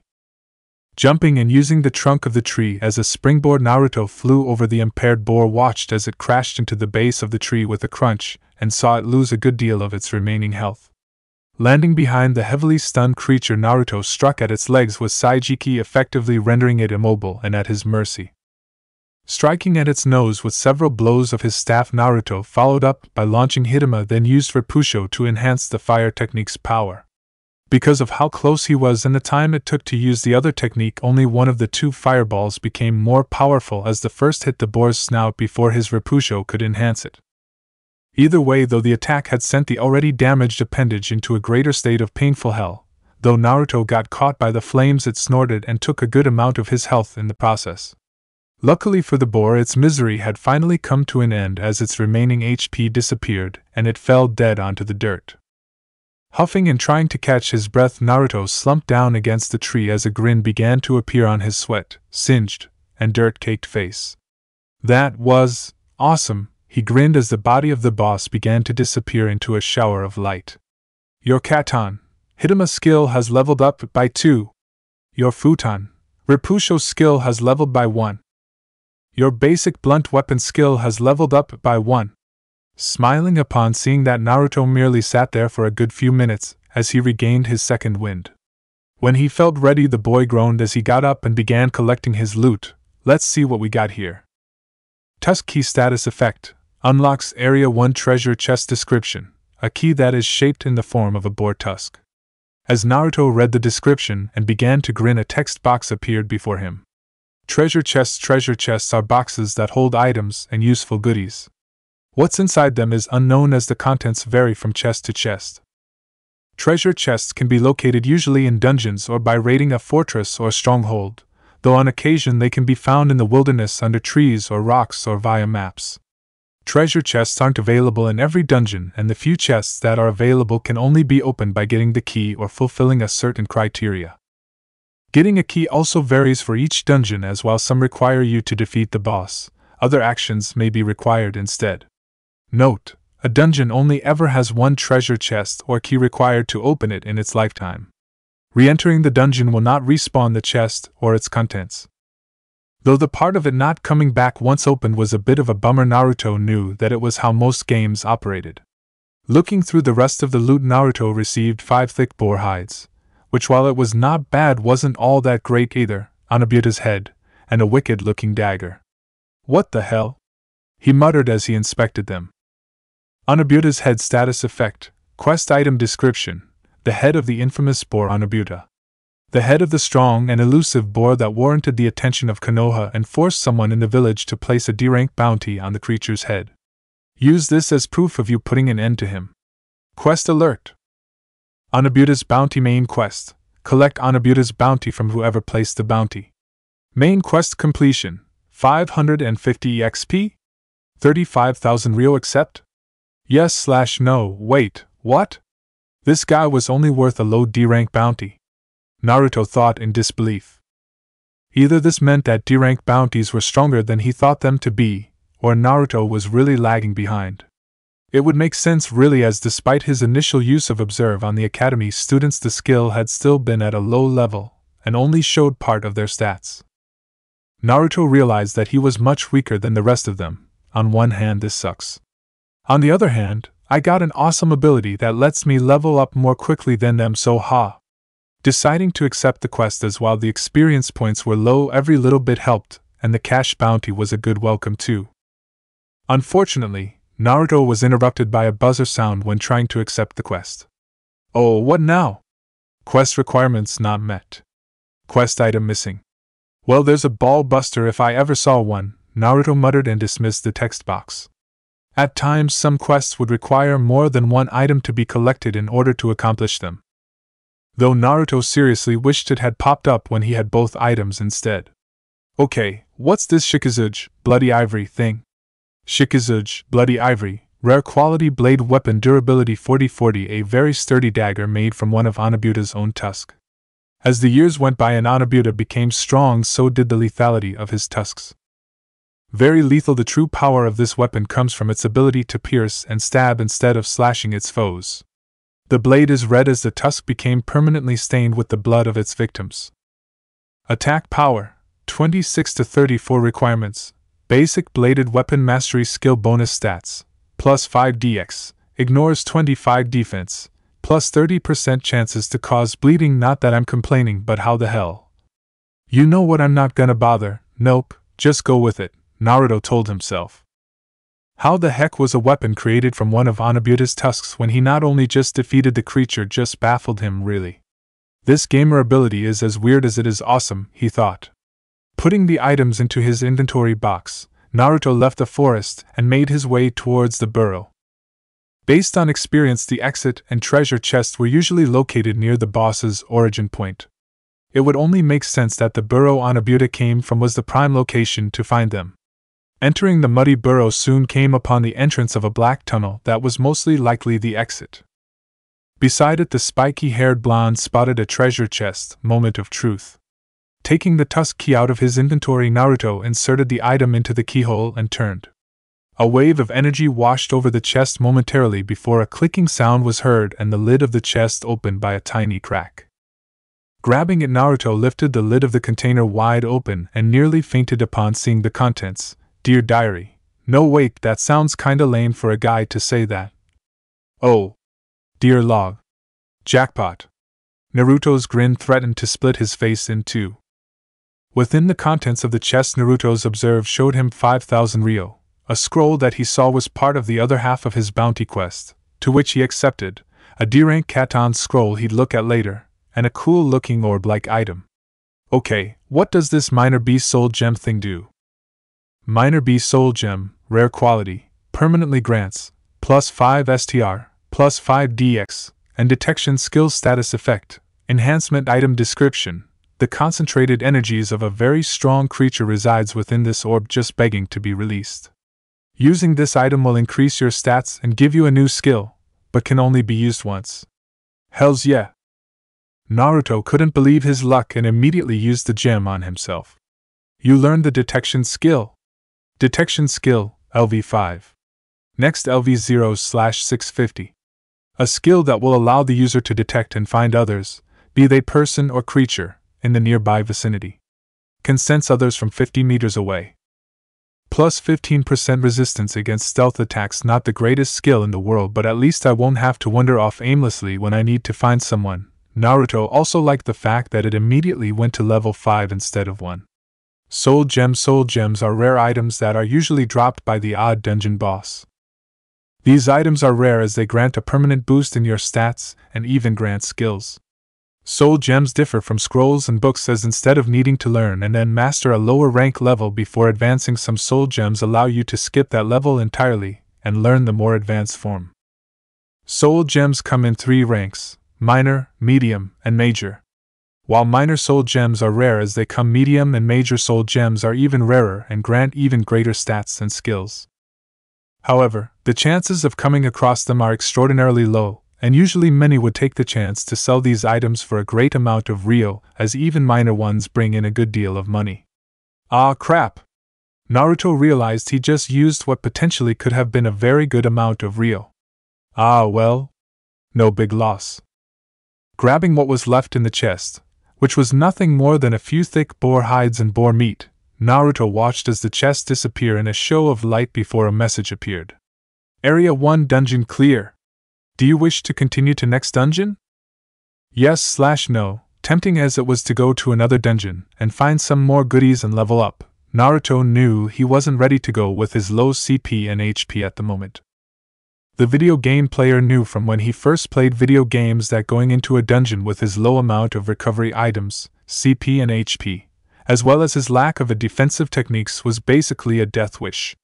Naruto knew he needed to leave now, restock, and train some more before going to the next level. He had defeated the boss, sure, but it hadn't been easy as he thought it would be, and the next level he had no doubt it would be that more difficult. No, he pressed a button. Do you wish to leave the dungeon instead? Once you do, you will have to wait 48 hours before re-entering a natural dungeon.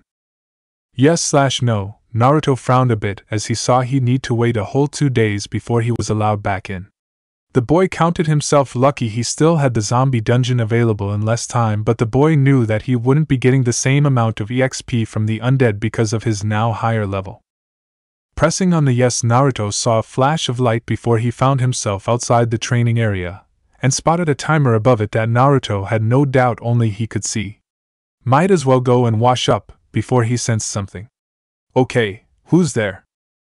Naruto prepared himself as best he could when he saw the bushes rustling and spotted an all too familiar face. Midori? There you are, Naruto-san. Anko-chan has been looking for you for the last hour, she told him. Hour?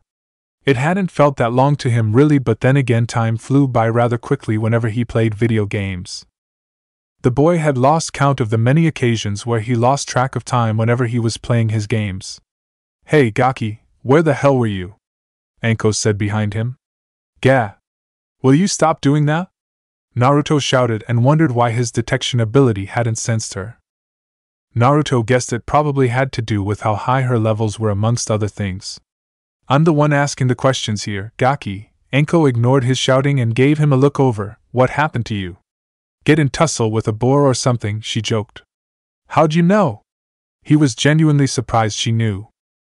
The woman merely gave him a look. I didn't. You know what, never mind. So how'd it go? She had an inkling the Gaki went into one of those dungeons things like last time. Pretty well, he grinned. I haven't known you that long, Gaki, but I can tell you're bluffing so spill, being an interrogator, and one of Konoha's best. Anko knew how to pick up lies, and while Naruto could fool some, it wouldn't work on her. Damn it, he groaned, I won, but it wasn't easy. You happy? Yep, the woman smirked. Find anything good? Yeah, this dagger. He showed her, though Anko didn't look all that impressed by its appearance. Trust me, the thing's better than it looks. And this, here, he showed her Anabuta's head. Holy crap, he's ugly. Anko shouted at the sight of the enormous boar's head. Should I be worried by the fact you have a boar's head? It's the head of Anabuta. The damn, this is needed to complete a mission along with this thing. He showed her a scroll. Let me see that. Anko took the roll of parchment from his hands and began reading its content. Whistle. Wow, Gaki. Do you have any idea what this is?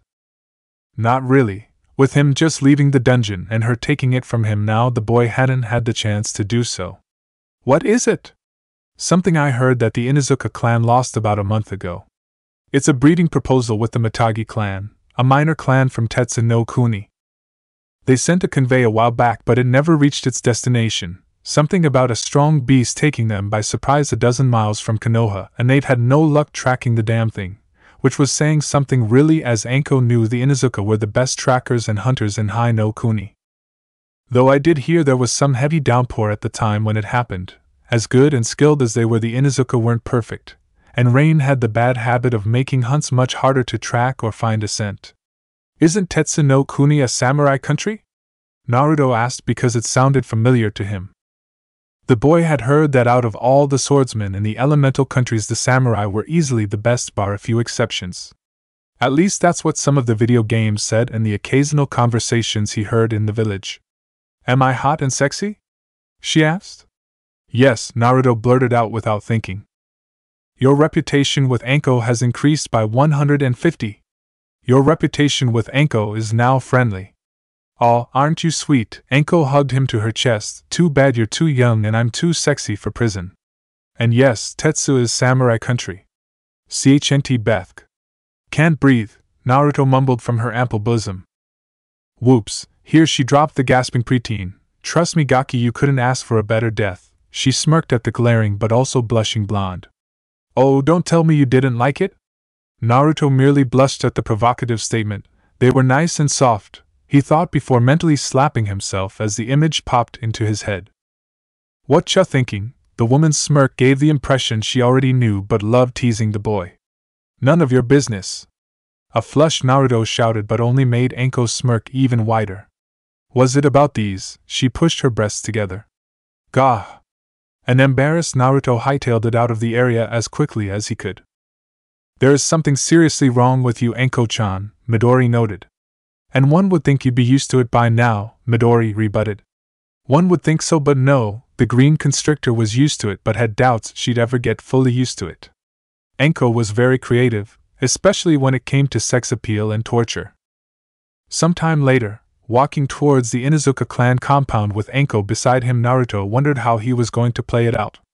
Enko was with him because one, she was bored, that much was evident, and the other was because of the bounty. The woman reasoning her being there for that part was because the Inuzuka clan wouldn't take him seriously since he wasn't one of their own and an academy student to boot. It also wasn't that big a secret to know that Naruto was considered the weakest academy student. Him showing up with Anabuta's head would raise some questions. With Enko there, she could better help out. A few things you need to know about the Inuzuka clan Gaki. They are very pack-oriented. Their mindset is a combination of humans with some canine tendencies. An Inuzuka never forgives and forgets if you cross them and can be very territorial when they want to be. Also, don't be surprised if some of them challenges you. If it happens, don't back out without a reason because you'll lose their respect. And if you see an older Inuzuka hitting one younger than them, don't worry about it. Inuzuka discipline is pretty much tough love. Any abuse on a child here, I heard, is dealt with harshly. The difference in the two is in the intent behind it. Tough love was more getting a point across, such as a very important lesson, but still showing them you care, while abuse was basically hurting another for no reason at all. Whenever the latter happened, she had heard that the person was sometimes put to death, as the Inuzuka greatly treasure family and their young ones. Okay, Naruto thought it was simple enough, sorta. Also, if one of their female clansmen takes an interest in you, don't be surprised if wake up naked with them the next morning, she added. Though if it does happen according to Inuzuka law, you're now married. What? Married at his age? What the bloody fuck? Ha ha ha ha. Enko laughed at the boy's horrified look. Oh man. You're too easy, Gaki, she laughed. The boy was so much fun to mess with. In truth, however, the practice died out before the clan joined Konoha. Not funny. Glared at the woman. How do you deal with it, Midori? One agonizing day at a time, Naruto-san. One agonizing day at a time, Midori told him. That or the alternative is taking your life. Hey. Yeah, pass. He liked living and he couldn't very well become Hokage if he was a corpse. At least he didn't think so. Uzumaki Naruto, the world's first zombie Hokage. Nah. The whole decomposing flesh look wasn't his thing. Arriving at the compound that had a dominant dog smell, luckily it was more on the pleasant side than the usually smelly or wet dog smell, Naruto could hear several barks ranging from high to low-pitched tones. The boy spotted a few of them too, running around, with some being the size of his head while others he saw could easily tower over him. Nearby, Naruto spotted some clansmen approaching them with their Niken. Don't worry, Gaki, let me handle this. Enko had previous dealing with the Inuzuka whenever she went on certain tracking missions. Taking a deep breath and exhaling, Enko took in an even deeper breath and then, oh, it's him. Get your ass out here, you bitch. What the hell? Naruto was seriously wondering if Enko was trying to get them killed. I knew she was crazy, but this is nuts. Naruto had heard of some through Kiba. She was his mother after all, and the one thing Kiba feared and respected the most was his mother. Naruto guessed the woman's form of tough love left an impression on him. Snake bitch. A voice from the compound called, and a woman with short brown hair, feral eyes, and with a wolf familiar wearing an eye patch appeared. As the woman walked towards them, Naruto couldn't help but feel like he was being stalked by a strong and deadly predator that was ready to pounce on them at any given time. As the woman suddenly appeared before Enko in a frightening burst of speed, Naruto could not keep up with the purple-haired woman, didn't even blink, and stood tall and impassive as she locked eyes with the feral-looking woman. Naruto had no idea what was happening, but after several seconds or so some grinned, and so did Enko before the older woman grabbed her in a shoulder hug. Good to see you again, Enko-chan, Midori. Some acknowledged the snake but affectionately greeted the girl in a way Naruto could compare to be almost motherly. So what's the occasion? Me nothing, just here to help the Gaki out. Enko motioned towards Naruto. Mind if we speak in private? Nodding, Some then barked at her clansmen to get back to their duties, and while it may have sounded harsh to Naruto, the boy remembered that what seemed harsh to him was a normal, an everyday thing to the Inuzuka. As they entered the compound house, which held a lot of pillow cushions and was very tidy for a place that held a large amount of dogs, Naruto couldn't help but admire some of the decor. The walls had old and rusted antique weapons stacked on them, mostly claw or fist-based ones for some reason, drawings of an enormous white dog creature howling at the moon on a cliff, and other dog-related objects. As they arrived at a room, Tsum made a hand sign that caused the door and windows to shut close and shimmer temporarily in a purplish hue. Now no one will think about snooping around. As much as she trusted her clan members, Tsum knew firsthand that not everyone was loyal to the clan. So what's this all about? Well, the Gaki's got something for you, she nudged the boy forward. Don't worry, pup, I don't bite. Well, as much as you used to at least. Her fanged grin made Naruto wonder if she was joking or not. For some strange reason he was leaning more so towards the latter one. Sometime today, pup. If Tsum was anything like her son, then Naruto knew she was the impatient sort. Reaching into his inner pocket, Naruto pulled out a scroll that held Anabuta's head, having switched it from his inventory box to the scroll at Anko's behest. The last thing they needed was someone asking how the dead last of all people was capable of using a space-time technique that could hold an infinite amount of items when he couldn't even perform a basic Bushin no Jutsu. Pumping some chakra into the scroll, the room filled with a puff of white, and Tsum was greeted with the head of Anabuta. Damn, the lounging woman muttered. I've seen my share of ugly boars, but this one looks like it got hit with the ugly tree over and over again by Senju Tsunade herself. Who's this? Anabuta, Naruto informed her. Really? Well, imagine that. I heard some of the locals talk about this thing but didn't bother doing anything with it, seeing as how I wanted to see if some of the pups around here would bring it down. If Tsum was impressed, she didn't show it. Honestly, Naruto thought she looked bored. And this here, I found it in its burrow. Naruto then presented her with the scroll. Taking it, Naruto saw Tsum's eyes light up and had no time to react before she wrapped in a bone-crushing hug. Can't breathe. Naruto seriously had no idea what was with these women trying to kill him with their bodies. Your reputation with the Inuzuka clan has increased by 500. You are now friendly with many in the Inuzuka clan, including Tsum. Pup, you have no idea how grateful I am. Tsum dropped him. So the pig had it this whole time, huh? If I'd known that, I'd have put more effort in finding the elusive son of a bitch. Some of her genin had gone after the boar as a coming-of-age thing and to gain recognition, but none had managed to find it. Tsum honestly thought the genin were talentless, and didn't have what it took, and still did if Naruto of all people not only found but killed the beast too. Where was it? In Training Area 1, he said. Why? That's weird. Why the hell would the boar have a den there? Tsum wondered before shrugging. Well, that certainly explains why my genin couldn't find the damn beast. They were looking in the wrong area this whole time. If that scroll was so important, why not put more effort into finding it? Naruto dared asking. Actually, it was more so important for the Mitagi clan instead of us. But it had some information on there that, while not very vital for either one of you, was still private. Anyway, pup, on behalf of the clan, I thank you. Heard there was a bounty on this damn thing, so I'll pay you instead and bring this thing in for you, Tsum offered. Thanks. Naruto hesitated. Spill it, pup, Tsum told him. Anko said that the Mitagi clan was from Tetsu no Kuni? So you're wondering why we're dealing with a clan from a samurai country, Tsum finished for him. Despite they're from samurai lands, the Mitagi clan are nomads in Tetsu instead of being either a samurai or ninja clan. The Mitagi are basically a clan of hunters that specialize in hunting in harsh winter environments, and Tetsu no Kuni employs them because they have winter there 9 to 10 months out of the year, and the Mitagi are easily the best winter hunters in the elemental countries. We outrank them in terms of power and influence, but they have us beat as winter hunters. We're just trying to see what the result would be if our Nikken bred with theirs. Thinking about it for a second, a thought popped into her mind. Hey, pup, how much do you like dogs? Huh? Quest complete. Anabuta's Bounty main quest.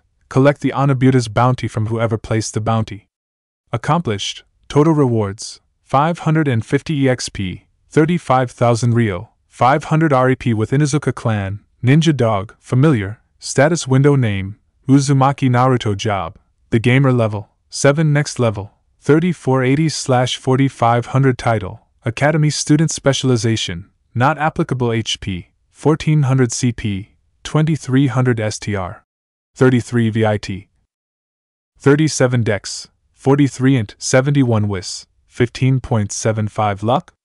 Def 30 Perks, additional plus 3 VIT and plus 5 INT per LV, plus 75 CP per LV, plus 25% additional EXP towards Power type fighting style, minus 25% EXP towards chakra control, 40% EXP towards reputation gain, additional.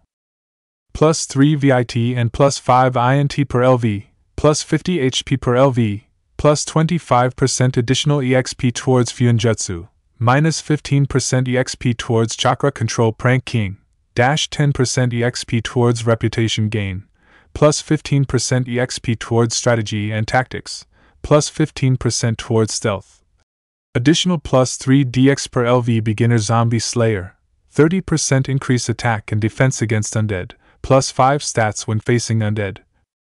Plus 10% additional drops and EXP from undead status effects, malnourished, hampered physical growth rate, minus 25% to VID, DX, and STR stat base, plus 20% vulnerability to poisons. Description: Uzumaki Naruto's background is shrouded in mystery.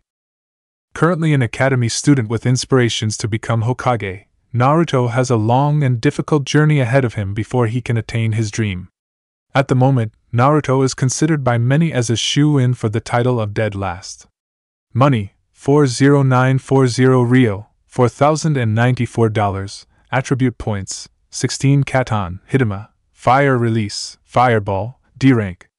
LV, 5 Next LV. 3/650. CP usage: 31.5 Fire Affinity. This technique creates a small fireball that can both burn flesh and conceal shuriken. Though basic and more or less used to make campfires, this technique is a great stepping stone for learning more complicated Katon ninjutsu. Can create 2 fireballs, does 25 to 36 damage, chances of burning is 20%. Futon, Repusho, Wind Release, Gale Palm, C rank. LV, 4 Next LV, 29/400. CP usage: 35.2 Wind Affinity, a simple technique that when the user's hands are clapped together, wind is compressed and transformed into a powerful gale that can easily knock over a human. The true value comes from using it together with projectile weapons like shuriken, increasing their speed, power, and ability to wound or even kill are all increased several times. Shuriken speed and damage increased by 28%, chances of knocking others down is 44%, does 41 damage to opponent. Basic blunt weapons mastery. LV7. Next LV 28/650. A skill that allows the user to freely handle blunt weapons. Passively increases the power of blunt weapons by 22%, passively increases the striking speed of blunt weapons by 11%, passively increases the critical hit rate of blunt weapons by 11%.